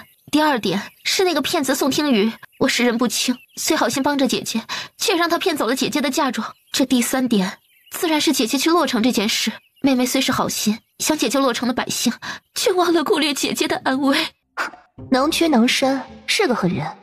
王妃姐姐，你和王爷前去洛城，妾身每日在佛祖面前潜心跪经，静思己过，越想越是觉得心中有愧，请王爷、王妃姐姐给妾身一个弥补赎罪的机会吧。妾身今后一定安安分分服侍王爷和王妃姐姐，为韩王府开枝散叶。开枝散叶？哼，这才是他真正的目的。这是看着八宝和周周受宠，他也想要个孩子了。弥补？你打算怎么弥补？王妃姐姐，这单子上的东西是妾身的全部身家，愿意拿出来弥补王妃姐姐丢失的嫁妆。另外，这里面还有妾身抄写的佛经。你的手不妨事的。回禀王妃，侧妃为王爷、王妃的平安日夜挂心，为了感动佛祖菩萨，一直刺血抄经。王爷，你不瞧瞧？瞧着了。王爷不准备说些什么？本王重规矩，见不得有人僭越。以后在韩王府对王妃的称呼，不必再加姐姐2个字。王爷，记住了。是，妾身记住了。本王性子冷，不喜欢喧闹，以后没有本王的命令，揽翠居你就不必来了。行了，本王和王妃要休息了，你退下吧。是。穆锦柔摇晃着起身，走出揽翠居，双膝一软，差点跪在地上，一路仓皇回到芳菲院。侧妃，王妃吩咐让奴才等人将您弥补王妃的东西抬到西院去。是，都在厢房中，请管事请便。穆锦柔将自己关在房间里，无力跌坐椅子上。穆云兰，这个贱人，一定是穆云兰跟王爷说了我的坏话，一定是。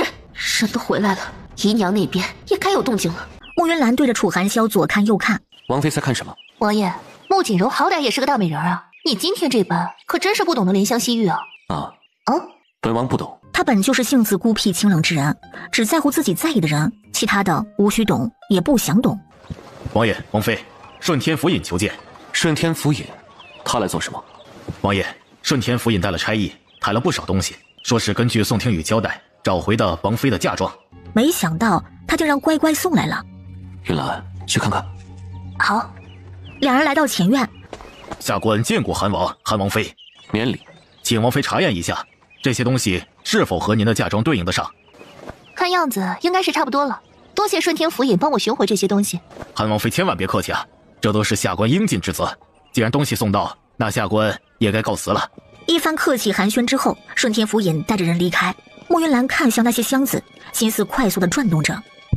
突然在扫过一个箱子的时候，她的目光猛地一凝，穆云兰思绪快速翻涌，一幅幅画面在脑海中闪现。尖锐的疼痛涌入心头，带着浓浓的酸楚和愧悔，那是原主残留的情绪。水影，请徐太医把箱子搬走，仔细检查可否藏毒。不用，东西没问题。我只是突然想到，王爷，时隔4年，我是不是也该去修国公府回个门了？好，对了，我们回来那天的中秋宴，那么多官员都去了，怎么是唯独没有见到修国公府的人？老夫人年迈，修国公自己告的病假，国公夫人也在病中，其余人等没有资格参加。明日我陪你一起去。第二天，想到去修国公府有可能发生的不愉快，穆云兰果断将2个宝贝打包送入宫中。不想她正准备前去修国公府，却收到国公府送来的书信。华谦，去芳菲院通知穆侧妃，让她和我们一同回去。祖母想她了。她要好好看看修国公府这座大宅究竟水有多深。马车行驶了小半个时辰，才抵达修国公府。楚寒笑率先下了马车，对着老夫人行晚备礼，而后才转身打开车帘，迎穆云兰下车。云兰，妹妹，目光难掩激动，不过对上她的眼睛，却又紧张地退回去。见过祖母。韩王、韩王妃，老身怎当得2位如此大礼，真是折煞老身了。本王是云兰的夫君，乃是晚辈，对老夫人行礼，您自然受的。韩王殿下快免礼。这话虽然在理，可老身也清楚，修国公府没有教养好云兰，让她当年犯下错事。老身一直想着该去韩王府，带着不争气的孙女儿向你赔罪才是。云兰极好，为了八宝和周周，这4年受尽了苦楚，是我没有照顾好她跟孩子们，是该我向老夫人和岳父、岳母请罪才是。锦柔，快过来。锦柔拜见祖母，拜见父亲和诸位兄长。你呀，就是如此懂规矩。快起来，到祖母这里来。穆锦柔起身低着头，小心翼翼地扶住他的手臂。韩王殿下，云兰被娇养着长大，性子完全养坏了。不过呀，我这孙女儿锦柔倒是温柔体贴又懂事儿。不过到底年纪小，这些时日没给殿下添麻烦吧？老夫人，这是哪里的话呀？一个妾室性子乖顺本分，能够伺候好王妃就可以了。本王这平日里事情繁忙，没那么多精力去关注无关紧要之事。老夫人的脸色也有些不好看，眼神冷冷看向穆云兰。父亲怎么不见我母亲？官女回禀韩王妃，贱内病重，起不来身，所以不能前来行礼拜见。末将见过韩王妃。他终于明白修国公府为何摆出这么大阵仗了，是想借此给他扣上一个恃宠而骄、打压家人的不孝名声。今日日头大，请韩王、韩王妃入府说话吧。说着，他便转身让路，示意穆云兰和楚寒霄先行。父亲，3位哥哥，你们这般不欢迎我，这府门我不该进的。可我担心母亲入府拜见完之后立刻就走。来人，把礼物抬下来，你们暂且等候，我入府探望完母亲，立刻离开。乖女儿啊，好端端的，你怎么还生气了？妹妹，你都多久没回家了？来了自然要多待一会儿啊。是啊，妹妹你别生气，哥哥们最近在读书了，不像以前那样整日舞枪弄棒，让你看了厌烦。哎，妹妹，你相信我们，你不信的话，三哥给你背一段千字文咋样？天地玄黄，宇宙洪荒，日月盈仄，那啥来着？老夫人脸色瞬间黑透。昨天她千叮咛万嘱咐，今天一定要恪守规矩，结果这群人眨眼就给忘了。怎么感觉这一家子都不太聪明的样子？父亲和哥哥拦着不让我走，这是欢迎我回娘家的意思。乖女儿啊，你这是说的哪里的话呀？这里是你的家，爹爹和你的哥哥们日夜盼着你回来呢，怎么会不欢迎呢？父亲，哥哥，虽然我嫁人了，可也是修国公府的小姐。出嫁后，我第一次带着夫君回娘家，是想让父亲和兄长们看看我过得是否安好。韩王尚且行了晚辈礼，你们对我却是一口一个韩王妃的。知道的是我们国公府规矩重，对皇家全心全意的敬重，可不知道的还以为父亲和兄长们是彻底和我生疏，不喜欢我再来国公府呢。乖女儿啊，爹爹可没有那么意思啊。母亲，您瞧，我就说云兰嫁了人，也还是我的乖女儿。您非说要重规矩，不能给她丢脸。我今天还特意修了胡子。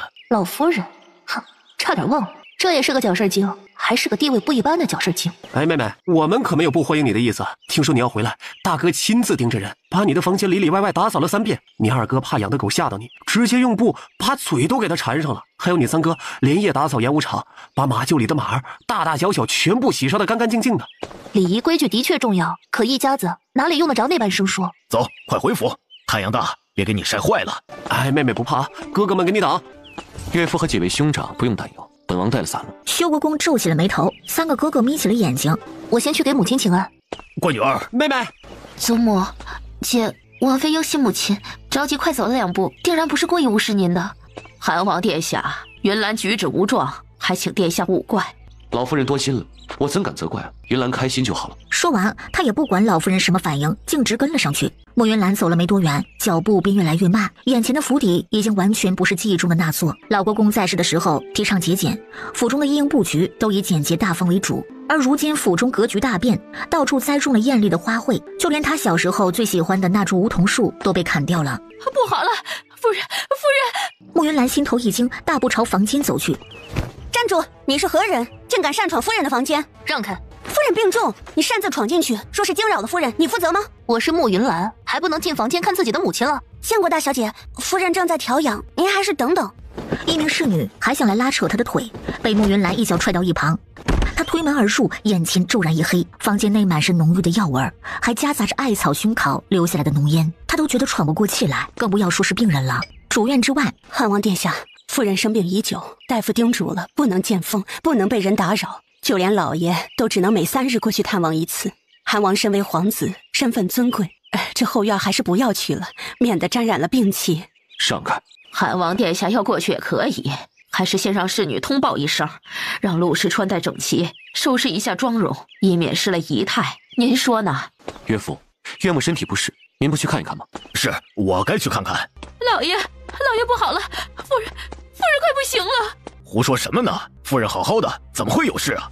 老爷，奴婢不敢撒谎，夫人真的不行了。母亲。就在这时，就见一只白鹤坠落，直直朝着主院的方向而去。白鹤坠空，这是不祥之兆啊！前朝末期，帝王昏庸，民不聊生，那时就是见白鹤坠空，诸多义军才揭竿而起，这可是大大的不祥。快看看，白鹤掉落到哪里去了？是。修国公神色仓皇，朝着主院的方向跑。夫人，你怎么就这么走了？修国公一把推开房门，楚寒霄担心穆云兰，紧跟着走进去。老夫人和柳氏等人紧随其后。床边，穆云兰愣愣地坐着，床上骨瘦如柴的修国公夫人陆氏双目紧闭，瞧着已经没有了声息。3兄弟瞬间跪在地上。我可怜的儿媳妇，你这个苦命的孩子呀！夫人不会有事的，妾身还要跟在夫人身边听您的教导呢，您一定不会有事的。穆云兰一个踉跄，差点没有站稳。云兰，怎么回事？母亲，成了。夫人，怎么会这样啊？大夫，快请大夫！老爷，夫人她已经去了。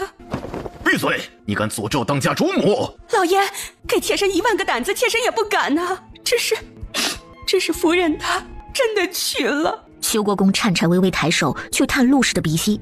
怎么会啊？把那个庸医叫过来，他早晨还说母亲的病症已经有所好转，这才几个时辰，怎么又出事了？一定是他凶医害人。不是那个大夫，是大小姐，是她害死了夫人。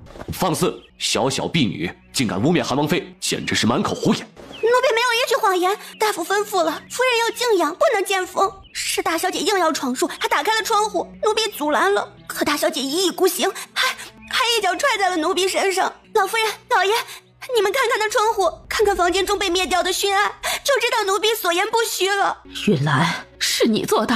的确是我开了窗户，浇灭了热熏所用的艾草。可是我……夫人，你怎么就这么狠心啊？你把贱妾也一并带走吧。您平日里那么温柔善良，怎么就走了呢？该死的是贱妾呀！穆景柔也已经哭成个泪人，她捂着胸口抽噎，几乎要当场晕厥过去。怎么会这样呢？就在这时，嬷嬷捧着一只血淋淋的白鹤走进屋。老爷，白鹤坠空，这是大不祥，夫人走得不安生啊！穆云兰，你这个孽障，还不快给你母亲跪下！祖母，你什么意思？什么意思？你想想自己做的好事，还敢问我什么意思？我做了什么？是不是你硬闯进房间？是不是你打开窗户，浇灭了熏艾，阻挡了你母亲的治疗？是我开的窗，灭的艾，可我没有妨碍母亲治疗。你母亲都过世了，你还嘴硬不承认？你这个孽障，竟然糊涂到了这等境地！穆家怎么就出了你这么个不忠不孝？老夫人，这饭可以乱吃，话不能乱讲啊。韩王殿下之前诚心为太后抄经，孝心感天动地，缓解了太后的头风之症，可见也是个纯孝之人。如今却要护着穆云兰这个害死生母的孽障吗？母亲，云兰最为孝顺，她不可能是害死夫人的凶手啊！祖母，这其中一定有误会。是啊，妹妹最是孝顺了，懂规矩，她怎么可能会害母亲呢？糊涂！你们几个糊涂啊！陆氏是我最看重的儿媳，是当家主母，她过世了，你们却要维护害死她的人。可是云兰不会的。老爷，妾身知道您难以接受，可事实就摆在眼前，而且云兰她自己都开口承认了，这贱妾也痛心，可事实无法更改啊！母亲，锦柔才刚刚出嫁，还没来得及好好孝敬您，你怎么就被害死了？云兰，我相信你。他目光平静扫过房间中的众人，一一分辨着他们的神色。祖母，我是你的亲孙女吗？你当然是老身的亲孙女儿，可老身也不能因为血脉相连就包庇你这个孽障。那祖母准备怎么做？大义灭亲，把我送到官府去？不行，母亲，云兰是我的亲生女儿，是夫人最为疼爱的孩子。那陆氏被害死，就这么算了？事情还未查明，还要怎么查？大夫清晨才诊了脉，换了药方，你也是亲眼所见。陆氏的确是好转了，可转眼间就被穆云兰这个孽障自以为是的害死了，你还帮着他说话？母亲，陆氏是云兰的生母，她不可能故意害死她的。老夫人，老爷说的对，云兰不可能故意害死生母，这其中一定有误会。姐姐也是懂医术的，应该是想救母亲吧，结果匆忙间好心办了错事。祖母，您饶了姐姐这次吧，她现在也一定后悔万分。穆云兰，你有什么话说？祖母，我真的是你亲孙女吗？当然是，你反反复复这么问，是想表达什么？我是不敢相信，原来血脉骨肉之间也会做出互相残害之事。妹妹，我相信你不会害母亲的。祖母，这其中必定有误会。好，你们都相信他，是我这个做祖母的不辞。既然如此，那就通知官府，直接让人来查。不可！好啊，祖母立刻报官吧。你认命了？不，我是看不惯有人草菅人命。老夫人，云兰一时接受不了自己无意间害死生母，受刺激过大，您别和她一般见识。哼，老身若是真要治他的罪，早就让人报官了，怎么会等到现在？哼，你现在报官也不晚。云兰，快别说气话了，家丑不可外扬，这样的事情怎么能闹得人尽皆知？若被外人知晓，你以后该如何立足？那依柳姨娘的意思，这件事该怎么办啊？老夫人，您看，韩王殿下，穆家管家不严，让您见笑了。云兰这性子，我这个做祖母的是给她掰不过来了，将她嫁到韩王府，实在是对不住您。不过还好，这个锦柔她是个万般懂事的，闹出了这样的丑事，殿下对云兰应当也是失望至极吧。若是殿下想与她和离，修国公府必然赞同，只希望殿下看在你们夫妻一场的份上，留她一条性命，不要将这件事情散布出去。和离？是，云兰做出了此等畜生不如的事情，哪里还有资格当韩王妃？等王爷与她和离之后，穆家会选一处安堂，将她送进去，对外宣称她出家，让她从此在安堂吃斋念佛，赎清罪过。你们这是把我的结局都给安排好了？孽障！你以为自己懂些医术就可以为所欲为？你能治得了疫病，靠的不就是你母亲那本医圣手札吗？真以为自己是什么神医了？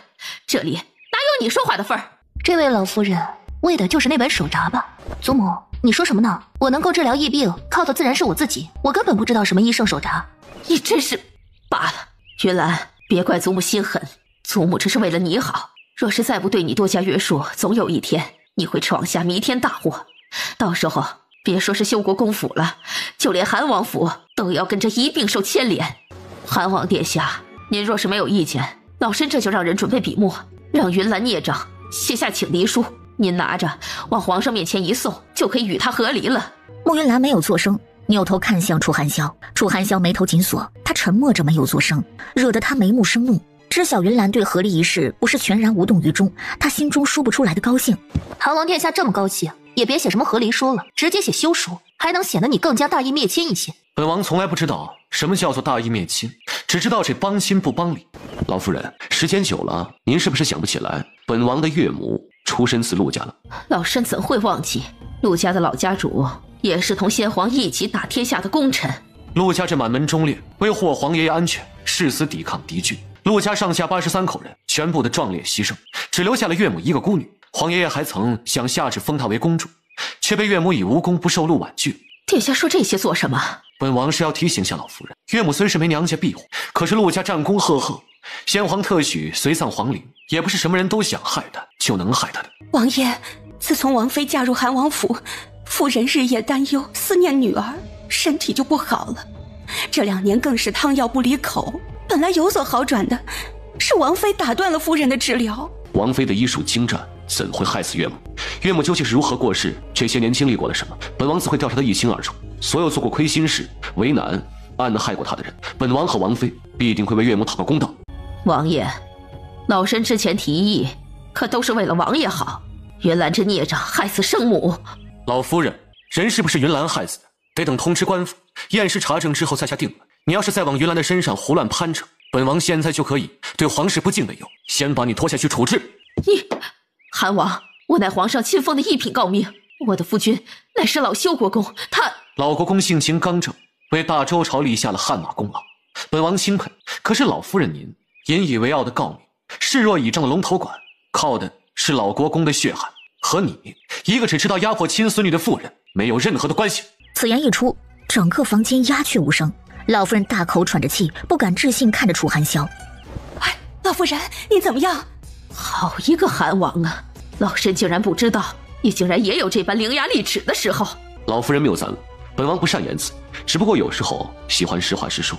老身自认没有教养好孙女儿，为了不牵连韩王府，也为了修国公府的声誉，这才忍着心痛，大事化小，小事化了，想着让你们和离。韩王殿下既然不领情，那老身也不勉强，索性不管了，让天下人都知道韩王妃忤逆弑母，韩王谋私包庇。老身倒要看看韩王妃，你们如何堵得住天下人的悠悠众口。不行，母亲，这件事情不能宣扬。祖母，母亲已经过世了，您不能再毁了妹妹啊！父亲，3位哥哥，你们信我吗？自然信你。好，你们信我，那今天我要清理门户，为母亲讨还公道，你们可愿意支持我？穆玉兰，你说什么？祖母，柳姨娘，我母亲这些年身体不好，可有请大夫调养？老夫人冷哼一声，不屑于回答。自然有。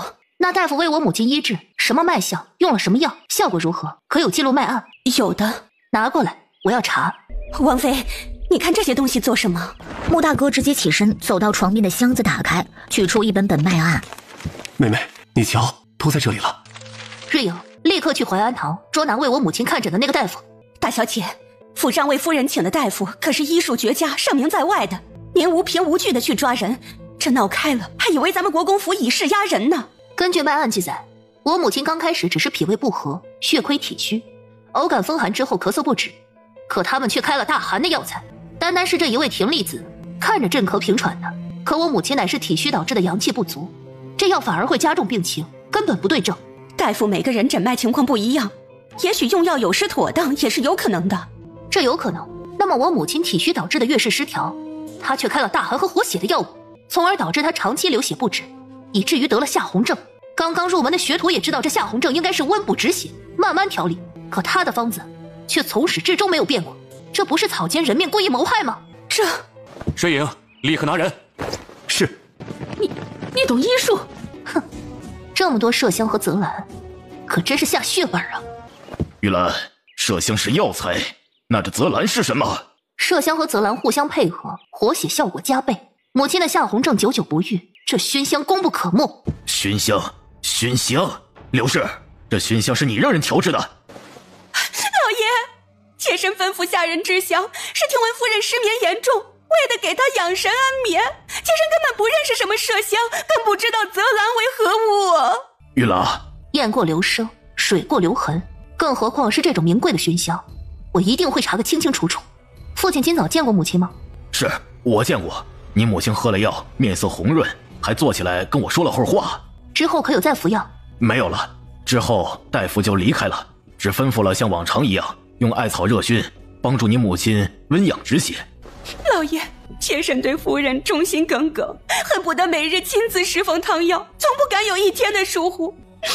大小姐却总是含沙射影，指责我谋害夫人，妾身冤枉。慕云兰没有理会柳氏，而是来到床边，打开荷包，取出一根银针，对着陆氏的人中穴扎了下去。王妃，夫人都过世了，你竟然还对她的尸身不敬！滚！夫人，母亲，母亲，你怎么样？云兰，是我。别动，夫人别动啊！你的身体虚弱，不能乱动啊！修国公见状，连忙坐到床头，让陆氏靠在他的怀中。夫人，我还活着，让你失望了。夫人，您没事真的是太好了，妾身还以为您，差点要跟着您一起去。母亲，好孩子，你醒了，太好了。母亲，您对儿媳有什么不满，尽管冲着我来，我这身子不顶用了，大不了用这条命给您赔礼道歉。你这什么话？母亲若不是对我不满，怎么会一上来不查不问就说云兰害了我的命呢？还有老爷，你答应过我什么？夫人，我什么都答应你，只要你说，我什么都应。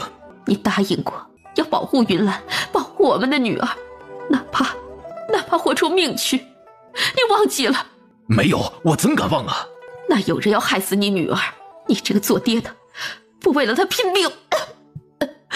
修国公一愣，抬手重重一巴掌打在自己脸上。夫人，我急糊涂了，我该打。母亲，儿子知错。韩王殿下，岳母，请殿下恕罪，我身体虚弱，无法向殿下行礼致谢了。岳母，哪里的话？云兰是我的王妃，我维护她是夫君的应尽之责，何须要感谢啊？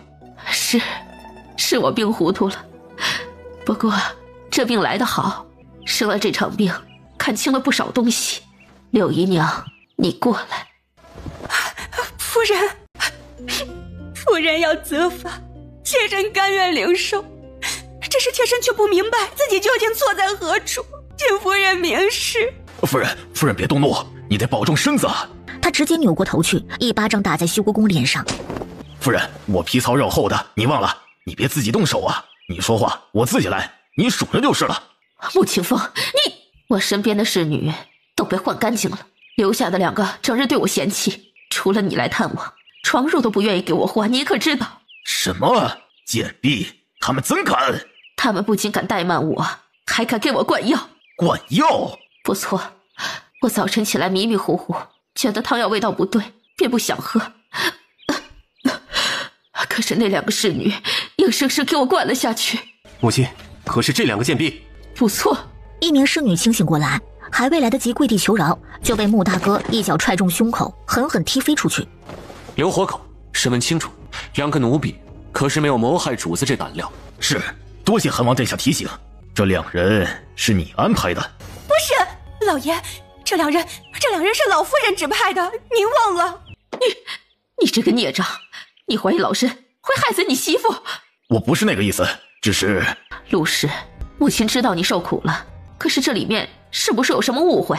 母亲对你历来疼爱，柳姨娘也是恭顺有加，这2年你病着，她打理府中事务，从来都是妥妥当当。倒是云来说到的那个大夫开的药方不对症，很是可疑。老夫人说的是，一定是淮安堂的那个庸医。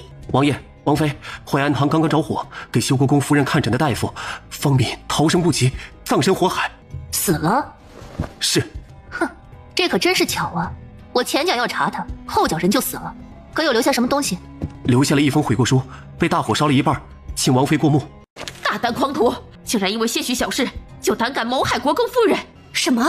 这方大夫竟然是因为调戏侍女被夫人看到，害怕夫人追责，所以趁着夫人生病暗中谋害。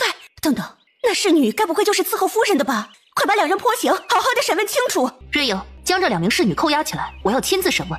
这2个贱婢，老身指派了他们伺候，就是看他们手脚勤快，脑子也灵活，定是做事周全。却不想他们竟然如此胆大包天。月兰，今天的事情是祖母冲动了，竟差点误会了你。都是一家人，你不会跟祖母生气吧？一家人？祖母口口声声指责我谋害生母的时候，可没想过我们是一家人。逼迫王爷与我和离，恨不得把纸笔塞到王爷手里，让他立刻写下休书的时候，也没有想过我们是一家人。你竟敢这般跟我说话！云兰，我可是你的祖母。你是我祖母，不是我祖宗。你这么跟我说话，简直大不孝。孝，上慈下孝，做长辈的慈爱，我们做晚辈的才甘愿孝顺。你诬陷我害死生母，都要毁了我的名声，将我送入安堂当尼姑了。一个孝字就想压着我忍下这份委屈，那我就是个傻子。你，穆清风，你养的好女儿。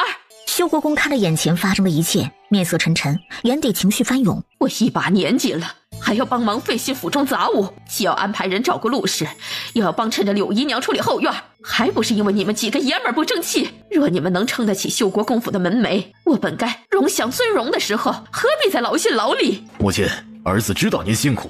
你父亲过世之后，我一个人撑着偌大的国公府，我这一把年纪容易吗？我真不知道，我这些年忙里忙外，究竟是为了什么？还有你们几个，一个个20好几，还一心打打杀杀。别人家和你们这么大的儿郎，孩子都生下好几个了，你们却整日只知道耍弄武艺。老身给你们说的亲事，反反复复的推拒。我这么多年辛苦，还不都是为了你们？你们竟然一点都不领情，一群白眼狼！祖母，云兰，你已经成为韩王妃，以后好好和韩王过日子。这国公府的事情，你就不要管了。父亲。陆氏苍白着脸色，对着他微微摇了摇头。母亲，今日的事情都是一场误会。是啊，都是误会。谁知道一个小小的大夫，竟然因为自己的龌龊心思，歹毒的要谋害国公府的夫人，可真是人心不古。哎，话又说回来，淮安堂的大夫已经死了，人死罪消，我们也无法再追究。更何况府中出了侍女和外男沟通的阿萨事，也不好闹得太大，以免牵连府中女眷的名声。那就依母亲所言，那这2个侍女呢？蛇鼠一窝，这2人都是在陆氏跟前伺候的，单是没有照顾好主子这一条，就该将他们大杀发卖了。老夫人饶命！老夫人饶命！吵吵嚷嚷，实在有失体统，将他们的嘴堵了，拖到院子外面去，杖责20，然后发卖出府。下人立刻进屋想要动手，却发现瑞影带着护卫挡在2名侍女面前。老夫人，这……韩王殿下，国公府出了一点家事，王爷应当不会插手吧？楚寒霄看向穆云兰，眼底带着询问之意。穆云兰扫了一眼房间中的众人，对着他摇摇头。楚寒霄这才让瑞影等人退下，让国公府的人将他们拖下去杖责。母亲，那其他的事情该如何？其他的事情还有何事？母亲，我夫人在自己的家中险些被毒害，显然我们国公府的规矩已经疏漏的跟筛子一样了。你想说什么？先前皇上下令说儿子宠妾灭妻，竟然让妾室当家，十分不妥当，还罚了儿子的俸禄。如今国公府又出了谋害主母的恶事，简直骇人听闻呐！所以这钟馗还是交还我夫人手中吧。陆氏，你瞧瞧他现在病弱的样子，只剩下一把骨头了，如何管得了这偌大的国公府？母亲说的对，我夫人还在病中，又体弱，单靠她一人，的确是难以管理整个国公府啊。你知道就好。云兰啊，父亲厚颜，向你讨几个嬷嬷和侍女来帮衬一下你母亲，如何？父亲，我身边……穆庆风，你糊涂了。云兰一个外家女，你要从她身边捡人，难不成我堂堂修国公府连几个下人都买不起？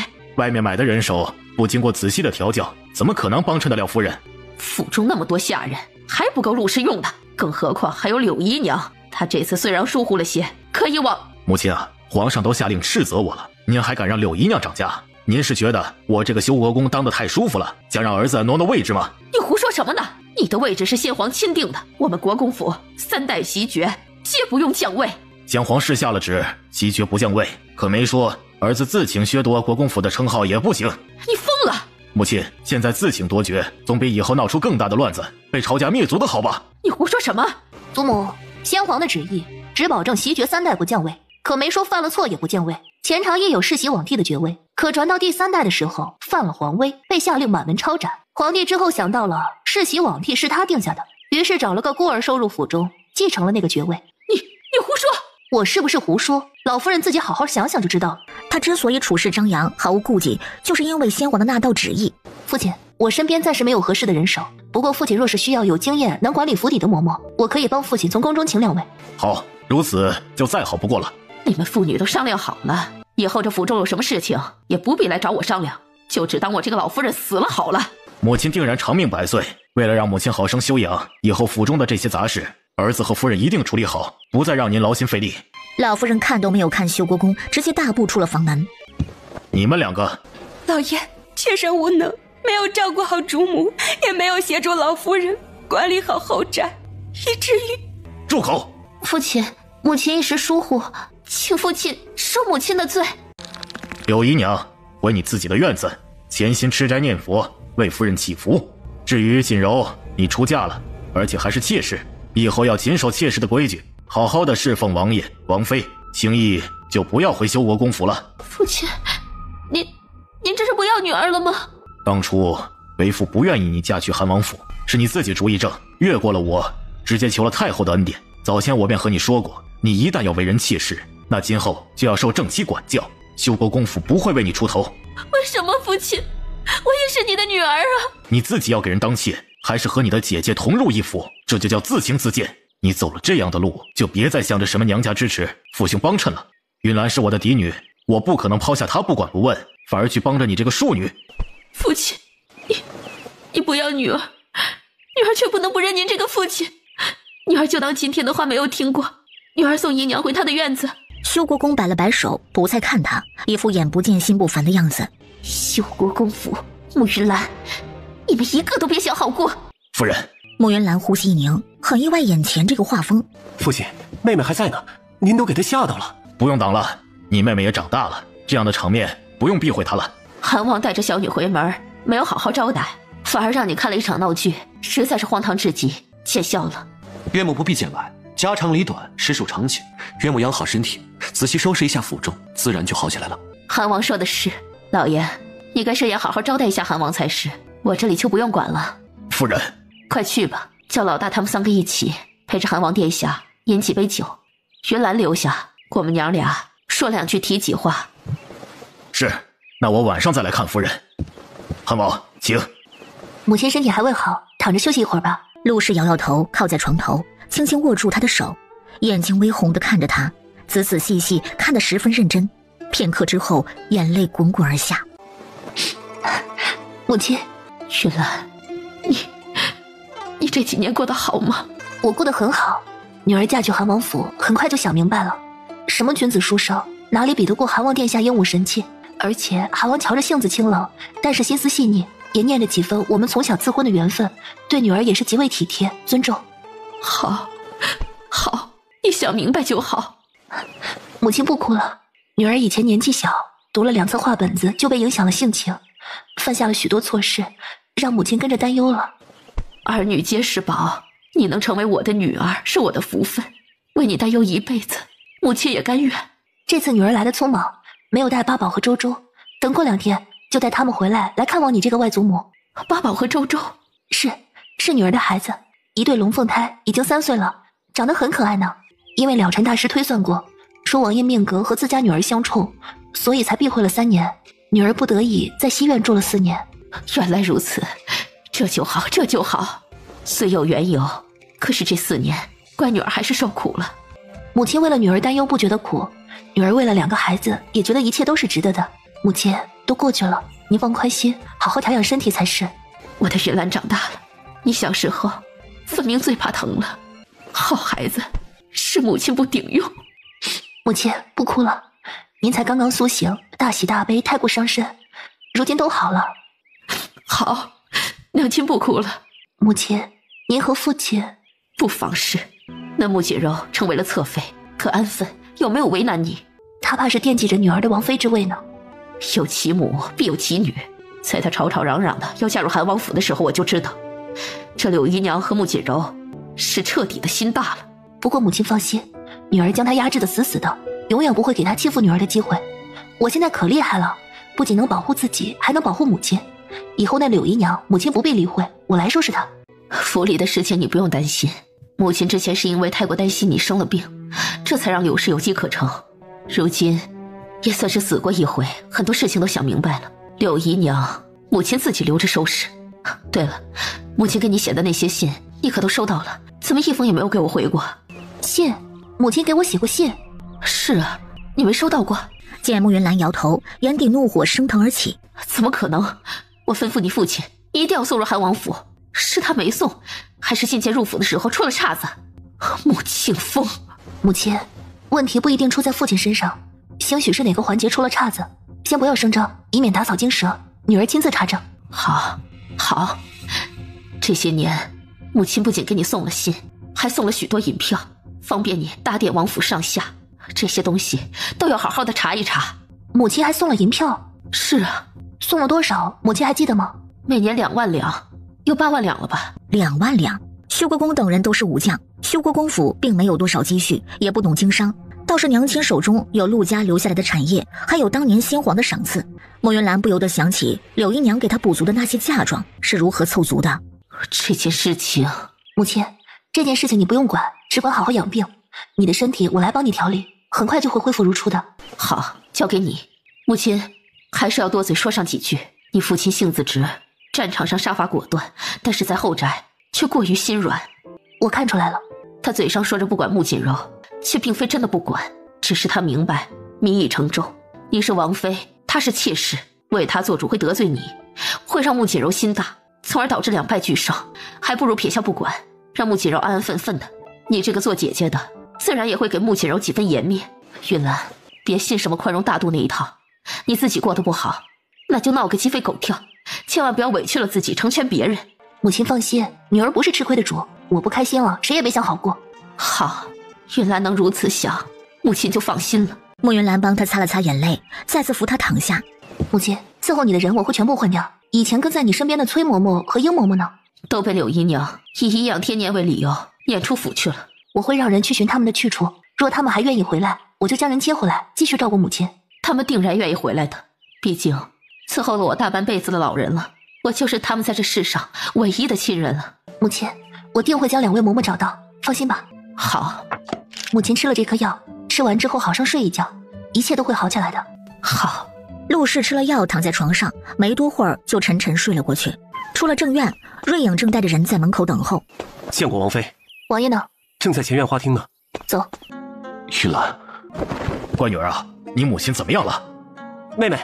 父亲放心，母亲刚刚服了药，这会儿已经睡下了。母亲身体虚透的厉害，夏红症已经有2年的时间了，气血严重不足，而且她体内寒气淤积，已经成了寒毒，需要万分仔细的调养，不然怕是没几年寿元了。云兰啊，你一定要我的夫人呐！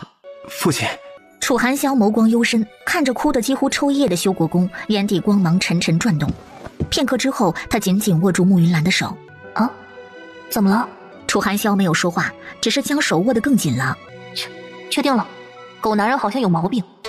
修国公好一会儿才缓过劲儿来，立马就要去主院守着。父亲，既然决定将钟馗交还给母亲，那就不要朝令夕改，更加不要阳奉阴违，母亲的身体可再也经不起折腾了。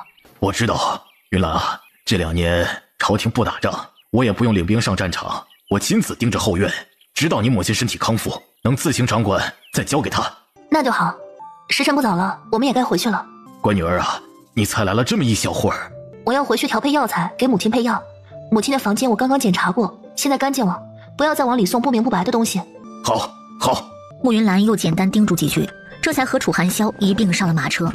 以后想回来随时都可以。我怎么觉得你有些不对劲儿啊？看到国公府后院这么混乱，吓到了？他本是开玩笑，却不想楚寒霄竟然没有否认。哎呀，我们杀伐果断的韩王殿下，竟然害怕后院之争。那你以前在皇宫中是怎么过的？虽然你是皇子，可也要被后宫牵扯吧？太后不喜欢母妃，也不喜欢我，所以我在这后宫之中生活的总是格外艰难些。太后为何不喜欢母妃？就因为她是西凉公主出身。可皇宫中也有不少美人是周边各个小国和部落进献上来的吧？你既然知道母妃出身西凉，应该是也知道西凉并不是一开始就依附于大周的吧？这我知道，西凉曾经还和大周打过2次仗，当时领兵的还是我祖父老修国公吧？当时是皇爷爷在位，当时大周国力强盛，以20万大军对西凉的5万兵力，完全呈碾压之势，所以太后请求让他儿子随军出征。太后的确有个亲生儿子，只是后来战死沙场，说的就是这一仗。是啊，太后这本想着送儿子上战场换军功的，可是没想到上去就没再回来，那是他唯一的子嗣，全部的希望，自然是恨透了西凉，也恨透了修国公府。哦，难怪这一手，哼，真糟。那你之前这小时候的事情已经记不清楚了，不过我依稀的记得，那时候别的皇子都会跟着自己的母妃，而我大部分的时候是在慈安宫的佛堂中度过的。佛堂？慈安宫里有大小佛堂2座，大佛堂是太后上香祈福这地方，小佛堂是专门为我设立的。你小时候关你入佛堂？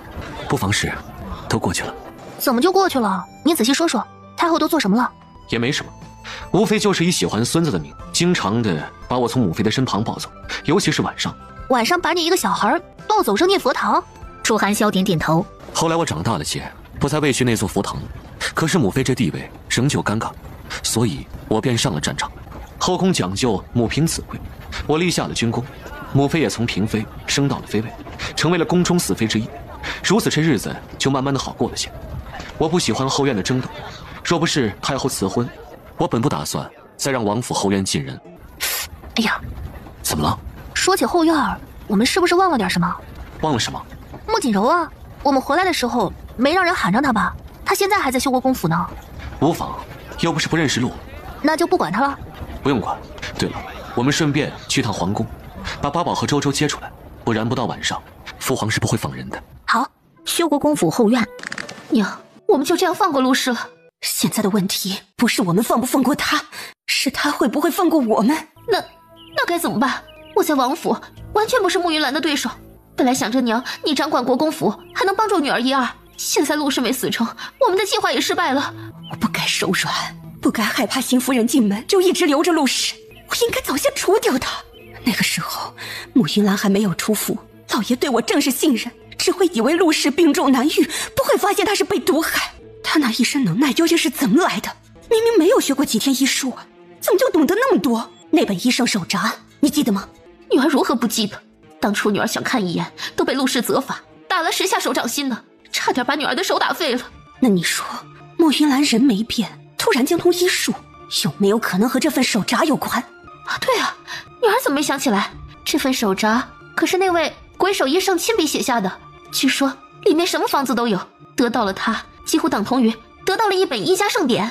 锦柔，你的头脑可不比慕云兰差，她开个朱颜阁都能混得风风火火，还因为治好了疫病风生水起。若是你掌握了那本手札，那手札被当作陪嫁，跟着慕云兰一起入了韩王府，女儿会想办法得到的。好。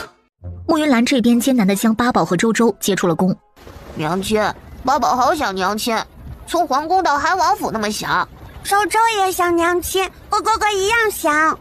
妹妹和八宝一样想娘亲，因为我们都是最喜欢娘亲的宝宝。哎呀，大坏蛋神马的，看不见我，看不见我！刚才还伤心的哭鼻子呢，这会儿就开心了。没办法，这就是生活。突然，慕云兰打了2个喷嚏，着凉了，还是在修国公府被气到了。哎呀，1响2骂3感冒，估计有人在背后骂我呢。娘亲，谁骂你？找出来打死就好了。八宝，把人打死，他的家人会有意见的。娘亲说的对，那就把那人的家人一起打死，这样就不会有意见了。宝贝，胡乱杀人是不对的。没有胡乱杀人，谁骂娘亲让娘亲不高兴，八宝就杀谁。可是杀人是触犯法律的。你们娘亲说的很对，杀人是触犯律法的，一旦被查到，重则偿命，轻则要被贬为刑徒，流放抄家，一辈子做苦役。没错，你们爹爹解释得很详细。所以啊，八宝，你研究大周律法大全，可以得出来钻漏洞的办法。是说刑案吗？杀人，自然是研究刑案。刑案确认要有证据，有证人，当地府衙查证确认，刑部复核定罪，然后统一上奏到皇爷爷那边确定执行。说得不错，所以这杀人呢讲究技巧，要么是抹除证据，要么无人目睹。云兰，放心，我懂你什么意思。刚才爹爹说的都是下策，你们是我的孩子，已经被封了郡王和郡主，要杀人不用自己动手，只需要表达一下对那个人的厌恶，自然是有大把的人会站出来帮你们达成心愿。这就是权势，就是你们手中足以杀人的利剑。八宝，别听你们爹爹胡说。娘亲，爹爹说的不对吗？皇爷爷也说过，八宝想要保护娘亲和妹妹，就要有权，权是最好用的东西。你们爹爹说的有道理，权势的确是一把很好用的刀，但是这把刀用不好，伤人伤己。八宝，你跟着娘亲学习医术，你娘亲告诉过你的第一条，还记得吗？生命之重，医者仁心。不错，生命是很贵重的，娘亲希望八宝永远记住这一点。你们娘亲的话有道理，不过八宝也没说错，杀人是很可怕，但是保护不了重要的人更可怕。八宝要合理的利用手中的权势，可以杀人，但是不能够滥杀无辜。现在不懂也没什么，爹爹和娘亲会保护你们的，直到你们长大，懂得这些道理。穆云兰愣住了，脑海中回想着楚寒霄的话。穆云兰带着八宝和周周回到西院。花间，奴婢在，刚才有人来过了。是，莫侧妃回府之后，曾经前来西院向王妃请罪。奴婢告诉他，王妃尚未回府，他在门口等了一会儿才离开。难怪有股臭臭的味道。楚寒霄正准备跟过去。王爷今天辛苦了，快点回去歇着吧，慢走不送哦。我渴了，进去。瑞颖，你家主子渴了，快去给他端壶茶。哎呦，我的手！哎，王妃，属下的手扭了，现在得去找池太医。楚寒霄决定给瑞颖加点月钱，没法，他只好让楚寒霄走了进来。艳丽的玫红色花朵开得绚烂，吸引了彩色的蝴蝶在花间忙碌。周周立刻被吸引了注意力，带着八宝就去抓蝴蝶。莫云兰不想让一碗水白费，便抓了楚寒霄这个免费劳动力哄孩子。他则叫了花间，吩咐寻找陆氏身边那两位嬷嬷的事情。他则去沐浴更衣，衣服还没有穿完，忽然听到外面传来一阵惊呼，紧接着就是周周撕心裂肺的哭声。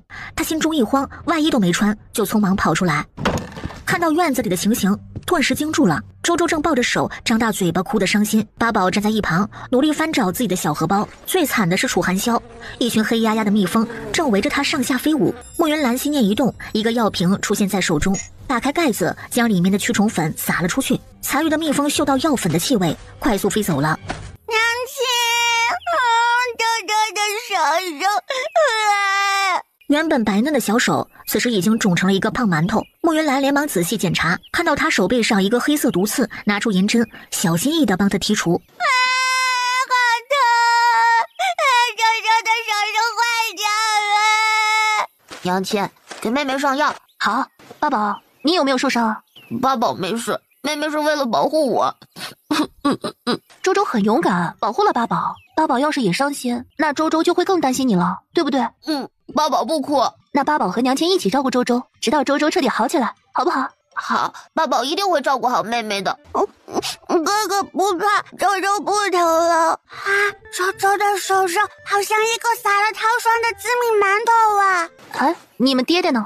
在门口站了半天的楚寒霄一阵无语。娘亲，是爹爹引走了坏蜜蜂，救了八宝和周周。啊，爹爹超厉害的！小小蜜蜂不足挂齿。主子，瑞颖，你陪着八宝和周周，我带王爷处理一下伤口。是。莫云兰带着楚寒霄来到隔壁房间，哪里被蛰了？好多地方，我瞧瞧。楚寒霄伸出手，掌心被月季花枝刺破几个伤口，手背高高肿起来。莫云兰连忙帮他挑刺、清洗、上药。哦，好了，多诺菲啊，伤口这2天别沾水啊，很快就会好的。还有别的地方？还有哪里啊？脖梗一侧靠近喉结的位置已经有个包肿起来了。这里还好，就好了。啊，好了呀。这个很疼，可能是脖梗处的皮肤比较敏感，那我再给你点上点止痛的药粉。不用了，你不是疼吗？又好了。哦，对了，那些蜜蜂是怎么回事啊？你带着八宝和周周捅蜂窝去了？那些蜜蜂怕是有人故意引过来的。故意？西院建造好之后，我吩咐过秦管事，一应花卉要挑选味道小，不会影响到八宝的。我也让屈太医检查过，为了防止招来蜂蝶伤着八宝和周周，每隔3日这些花卉都会仔细检查一遍，绝不会有这蜜蜂筑巢才对。哼，这么说来是有人想借蜜蜂伤人了。你看好孩子，我去收拾一下穆锦柔。慕云兰说完，风风火火的就向外走。韩王殿下，你还有哪里受伤了，需要我诊治不成？还是说我要收拾你的穆侧妃？王爷心疼了，要替他求情？要收拾人可以，总得穿个外衣再去吧。忘记了，那我先去穿衣服，再去收拾人。慕云兰穿好衣服，花间已经找到那个残破的蜂窝。这么大的蜂巢要修筑起来，至少也要用2到3周的时间，绝不是短短2、3天新搬迁过来的。慕云兰冷笑一声，带着人直接到了芳菲院。妾身见过王妃。慕云兰没有理会他，走入房间，目光停留在桌案摆放的竹篮上。王妃，今日回到国公府，看到夫人身体欠安，妾身的心里万分难受，想着王妃定然也为夫人的身体担忧，难以安眠，便准备做几个香囊送给王妃，聊表心意。你就只送了香囊？送给王妃的礼物本不应该如此单薄，可妾身如今身无长物，所有的东西都送给王妃了，想要准备厚礼也是有心无力。你还可以为本王妃刺血抄经啊！刺血抄经？花间，东西我都给你准备好了，刺血抄经不用花费任何银两，也能更体现你的诚心敬意，传扬出去，对妹妹你的名声更是注意，一举数得。喜欢背后搞小动作，杀不死你。可是，怎么？你是觉得本王妃不配让你耗费心血？自然不是，妾身不敢。不敢，那就抄吧，也不用抄太多，只把我送来的那些纸抄完就是了。是，除了要送给我的，其他的这些，太后对妾身关爱有加。这入秋了，天气干燥，太后又有头风之症，时常日夜难寐，所以我便也想送几个亲手绣制的香囊过去。绣工倒是不错，只不过香囊这类的东西最是容易出错。入太后宫之前，别忘了请太医仔细检验。若是出了什么岔子，连累了韩王府，别怪我这个做姐姐的无情，直接废了你这侧妃的位分。是，妾身明白，绝不敢犯错。好，那就好好绣，绣完了香囊接着抄经。这人啊，就是别闲着，闲着就容易生事，生事就容易招祸。哦，对了，我拨来照顾妹妹的2个侍女，妹妹用的可顺手。回王妃，他们2人都是细致周全的，十分妥帖。那就好，我也很喜欢他们，不希望看到他们因为不妥帖而被妹妹惩罚。怎么会？妾身不敢。慕云兰走后，她愤怒异常，拿起桌案上的茶盏就要摔。不过看到一贫如洗的房间，终究还是没有忍心。不就是让我亲手刺血抄经，不让侍女交替吗？我抄，等我目的达成，彻底取代了你，我必定放干了你的血。慕云兰突然过来，用这么恶毒的法子惩罚他，必定是那2个小畜生被蜜蜂蛰伤了吧？哼，希望严重一些，最好能直接弄死那2个小野种。来人，来人！侧妃，奴婢在。王爷呢？王爷陪着王妃和2位小主子去了西院。给我找一身素裙，我要去向王爷请罪。是。主子，小主子和王爷受伤，只让他刺血抄经，是不是罚得太轻了？周周只是手被蛰伤，我不可能直接打伤了他，更何况不用我动手，他会自己作死的。主子，可是那香囊有什么不妥？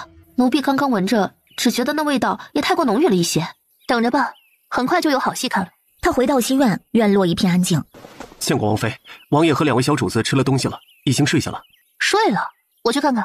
云兰，你回来了。怎么睡着了？我疼吗？有一些，不妨事，我还可以忍。王爷真坚强，不过天色不早了，王爷是不是该回自己的揽翠居了？云兰，王爷慢走不送。云兰，王爷，我亲手调制的特制止痛伞，你记得用啊。失策了。看了看眼前紧闭的房门，只觉得异常不顺眼。早晚的拆了你。他披上外衣，踏着月色往外走，刚拐过竹园，远远的就看到一道白色的单薄身影摇摇晃晃。王爷，莫景柔，你过来干什么？回禀王爷，王妃今日找到妾身，让妾身刺血抄经。妾身虽不知道自己做错了什么，但总归是惹了王妃不高兴。刺血抄经，妾身一想到王妃不虞，心中便万分惶恐。看今天月色不错，便想着对月祈福，祈求月神娘娘保佑，王妃能时时开怀，王爷能事事顺心，2位小主子日日平安。这是王妃姐姐给我抄经所用，这么多，应该可以抄写好几卷经书了。你能想到对月祈福，倒是虔诚。为了王爷王妃，妾身做什么都甘愿。那你就再抄一些经书吧，除了给我的那份，还有父皇、太后、母妃。瑞颖，去搬箱纸过来，做好标记，送到穆侧妃的芳菲院去。说完，直接迈步离开。第2日，慕云兰醒来，主子，你醒了。王爷去上早朝了，吩咐膳房那边送来了螃蟹，膳房煮了蟹黄粥，蒸了蟹黄包。王妃，您是不知道，昨天穆侧妃穿了一身白衣，堵在王爷回揽翠居的路上，闹出了个大笑话。去告我的状了？是，的确是告您的状，还把您送过去的抄经纸张拿给王爷看。没想到王爷不仅没帮他做主，甚至还给他翻了几倍。奴婢听闻，穆侧妃回去就请了屈太医前去诊病，说是胸口疼。哼，天干气燥，容易发怒上火。告诉屈太医，多给穆侧妃开点黄连，去火。是。娘亲，手手要抱起来，不然被坏蜜蜂看到还会来咬周周的。无奈，穆云兰只好给他包起来。娘亲还有这只手，那要不要把周周的脑袋也包起来？要。片刻之后，白嫩的小奶团被裹成了个直挺挺的小木乃伊。这时，楚寒霄下朝，身后还跟着内侍总管吴权。奴才给韩王妃请安了，皇上想念小郡王和小郡主，派遣奴才来接两位小主子入宫。有劳吴公公，不过今天情况有点特殊。是两位小主子还未用膳吗？哎呦，不打紧的，皇宫新聘了几个厨子，最擅长给孩子们做吃食了，皇上时刻让他们候着呢。膳食吃过了，只是……哎呦，小祖宗哎，您这是……吴总管，妹妹说她没事，就是害怕坏蜜蜂。哎，韩王妃，小郡主这是手被蜜蜂蛰伤了，她害怕蜜蜂再来，所以……哎呀，这是哪个不长眼的蜜蜂啊！竟然敢伤害小郡主！小郡主受伤如此严重啊！快别跳了，奴才斗胆背着您上马车可好啊？吴总管，妹妹说不用的，她可以自己蹦。小祖宗，您别蹦了，老奴的心脏不好啊！吴总管，周周伤了手，肿起了一个包。哎呦，肿了，这也太严重了！哎，小主子小心一些呀！老奴这就派人先行入宫，让太医院的人都给候着。吴总管呼天抢地，一路小心又小心的护送着上了马车。我刚刚说了，周周只是手被蛰伤吧？哦，我没说重伤，对吧？好。他本来是觉得周周排小木乃伊很好玩，正好让德妃也看看他可爱的样子，给他一个惊喜。现在看来，希望这惊喜不要变成惊吓吧。楚寒霄要忙公务，穆云兰直接去了朱颜阁。主子出事了，朱颜阁遭贼了。穆云兰示意怀月一会儿再说，先和宾客们寒暄。姐姐，穗穗，你自己过来的吗？是啊，我每日都过来。可是姐姐这2天都没有来朱颜阁，只有怀月在，她都不理我。前2日有事情要忙，没来得及过来。你想找我，何必来朱颜阁？直接给我下帖子就是了。我还能到庆国公府去，多跟你抢2块点心呢。好啊好啊，姐姐尽管去，到时候点心都给你。笑闹了一阵，穆云兰带他上了2楼。君老夫人身体如何了？上一次在灵河码头，多亏了她帮我解围。事情忙碌，我一直没有登门致谢呢，心中愧疚的很。可是祖母身体好着呢，尤其是得了皇上赏赐的墨宝，开心的不得了。之前府中的叔叔婶婶还抱怨祖母，说不该和朱颜阁有牵扯，结果皇上的赏赐下来，他们比谁都开心，掉过头来就说祖母有眼光，祖母理都没理，给了他们好大一个没脸。好吃也要少吃点儿，小心又牙疼。我不怕，反正姐姐有药，吃了就不疼了。疼是能止住，可若是牙齿坏得太厉害，可就要拔掉了，到时候你可就变成了没牙的小姐了。姐姐，你又吓唬我！我不把重要的消息告诉你了。好，是我的错，给穗穗大小姐赔礼了。姐姐，你再逗我，下次我生气了可没有这么好哄。哎呀，好，我的错，下次不敢了。姐姐，你可是在派人寻找崔嬷嬷和英嬷嬷？你怎么知道？那2位嬷嬷被祖母救下了，正在庆国公府呢。祖母一直让人关注着，听说你回了娘家，就知道你要找他们了，便让我来送信。君老夫人又帮了我一个大忙。姐姐，你稍等，我让人回去把他们带过来见你。好。等待的功夫，穆云兰想起朱颜阁遭贼的事情。怀月，那贼人偷走了什么东西？回主子，一部分放置在柜台上面的成药，还有一部分炮制过的药材。那贼人还上了2楼，撬开了门锁，不过还没来得及进去，就被奴婢发现了。好个大胆的小贼，偷到姐姐的朱颜阁来了！姐姐，我去告诉父亲，让他来帮你抓贼。不用，估计是眼红朱颜阁的商家派过来的。那些药拿走就拿走吧，没什么用。那就这么算了。放心吧，姐姐的东西可不是那么好偷的。怀月，这3日多关注着一些市面上的动静，有人烂了手，到处找人医治，那就是贼了。很快，2个老嬷嬷赶到朱颜阁。韩王妃，老奴见过韩王妃。2位嬷嬷不必多礼，让你们受委屈了。您是2位嬷嬷自小照顾我长大，4年不见，竟是不认识了吗？大小姐，是我。小姐恕罪。无妨，这段时日2位嬷嬷过得可好？多亏了君老夫人和沈小姐出手相救，不然奴婢2人怕是再也见不到大小姐您了。当初你们是被如何赶出府的？仔细说说。英嬷嬷将这几年修国公府后院发生的事情一一道来。蛇蝎毒妇，那柳姨娘怎么能如此恶毒？姐姐，我让爹爹去抓了她，直接关入大理寺秋后问斩。碎碎，今天的事情还需要你保密。姐姐，2位嬷嬷说的这些事情足以让那柳姨娘被打死了，你不打算处置她吗？事随实意，柳姨娘好歹也是穆锦柔的亲生母亲，而穆锦柔已经成了韩王侧妃，她早已经不是能够被随意处置的存在了。姐姐，那该怎么办啊？放心吧，姐姐有办法，不用主动出手，这些人会自己作死的。姐姐，我和祖母都站在你这边，如果有需要，一定要派人来靖国公府告诉我们。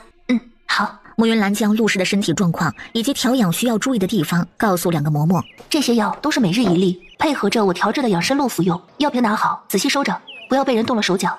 是，大小姐放心，奴婢2人定然会好好照顾夫人。柳姨娘的事情，奴婢们会守口如瓶，直到大小姐您开口，让我们揭露她的真面目。好。2个人迫不及待地想要回去看陆氏，穆云兰派江离将他们送回去，沈云河也离开了。难怪都想往上爬，这站得高到底是看得远。主子，站得高看得远的是您这样有远见卓识的，那些鼠目寸光的站得越高只会摔得越重。从英嬷嬷和崔嬷嬷口中得知，他们正是发现了柳姨娘蒙骗陆氏，将写给她的信全部烧毁，才被嫉恨暗害。柳姨娘本是想取他们2人的性命，可是修国公念着旧情，不愿意打杀府中老人，便做主将他们赶出了府。柳氏派人暗中追杀，却被君老夫人救下，这才让他们免于一难。花姐，柳氏有个亲弟弟吧？是，开办了赌坊，不过前些日子因为得罪了赌坊的客人，被人私下报复，打断了腿，好好查查他。是。怀远，我记得庄子上有个鲁师傅，擅长制作机关。是，鲁师傅是祖传的手艺，小主子喜欢玩的鲁班锁就是他打造的。那就让鲁师傅帮我打造2个密匣，不用太大，每个能放下半卷书册，一个镶嵌到房梁上去，另一个送到韩王府，再打造2架机关弩，对准了房梁密匣的位置。主子，您这是要我准备放长线钓大鱼？是。慈安宫，太后，您躺下歇会儿吧。靠在床头的太后蓦然睁开眼睛，不耐烦地看过去。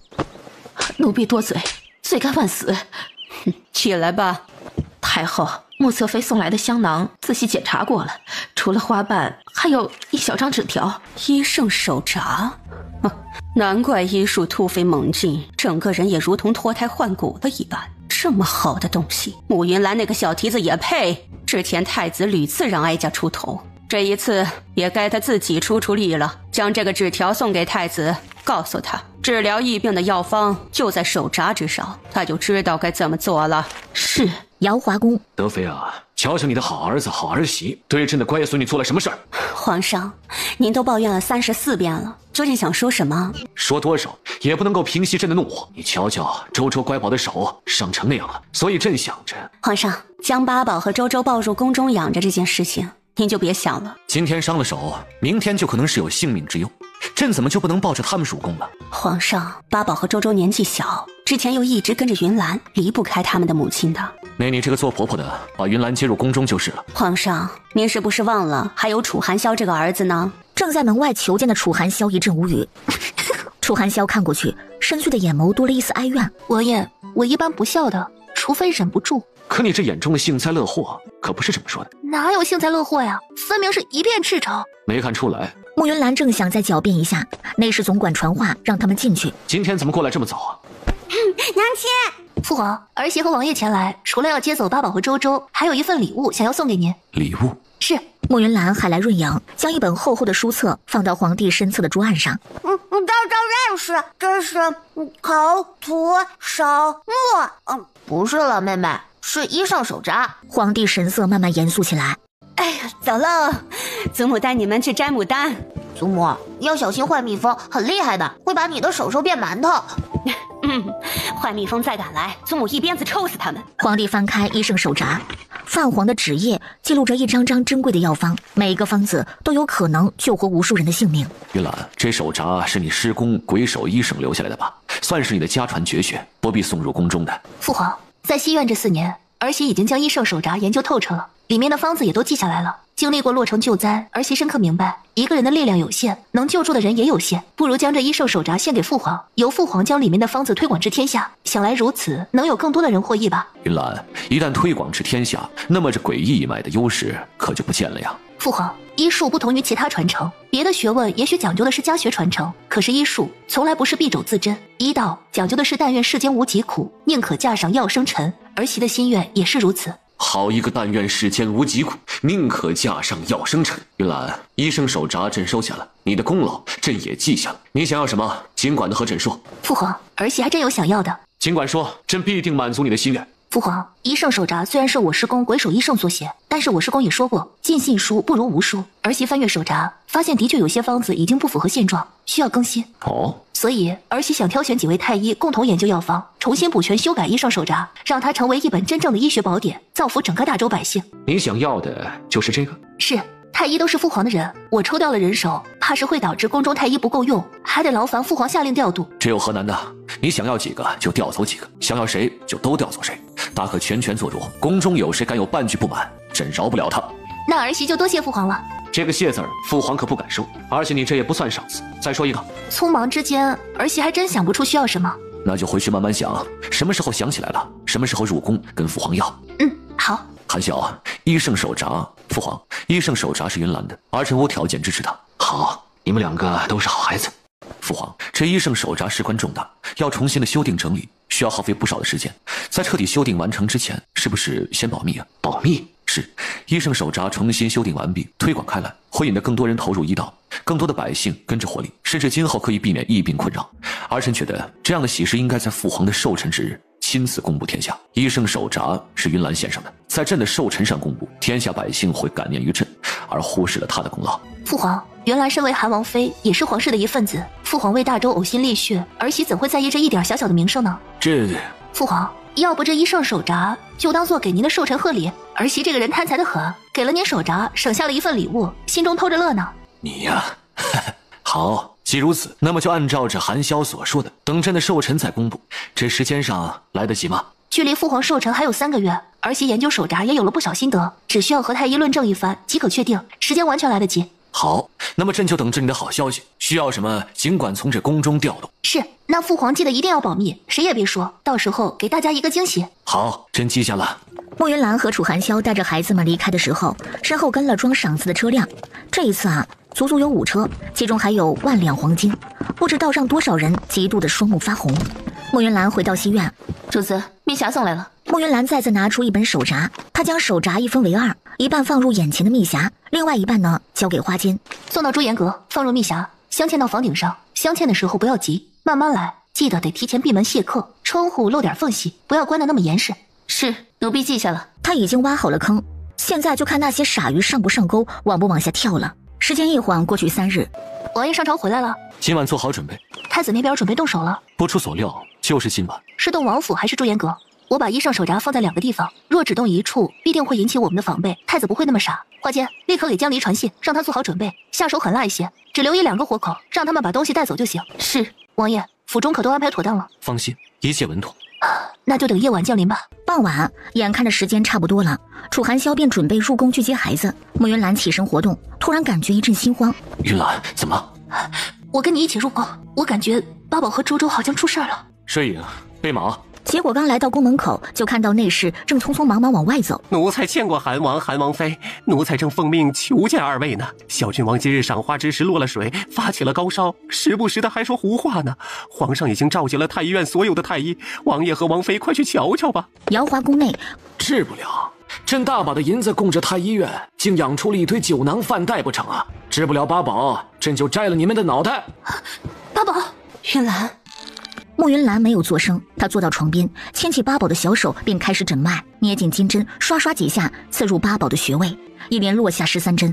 慕云兰额头出了一层汗，八宝急促的呼吸却平稳下来。慕云兰松了口气，取出灵泉水，融化了特制的补心丸，一点点的给八宝喂下去。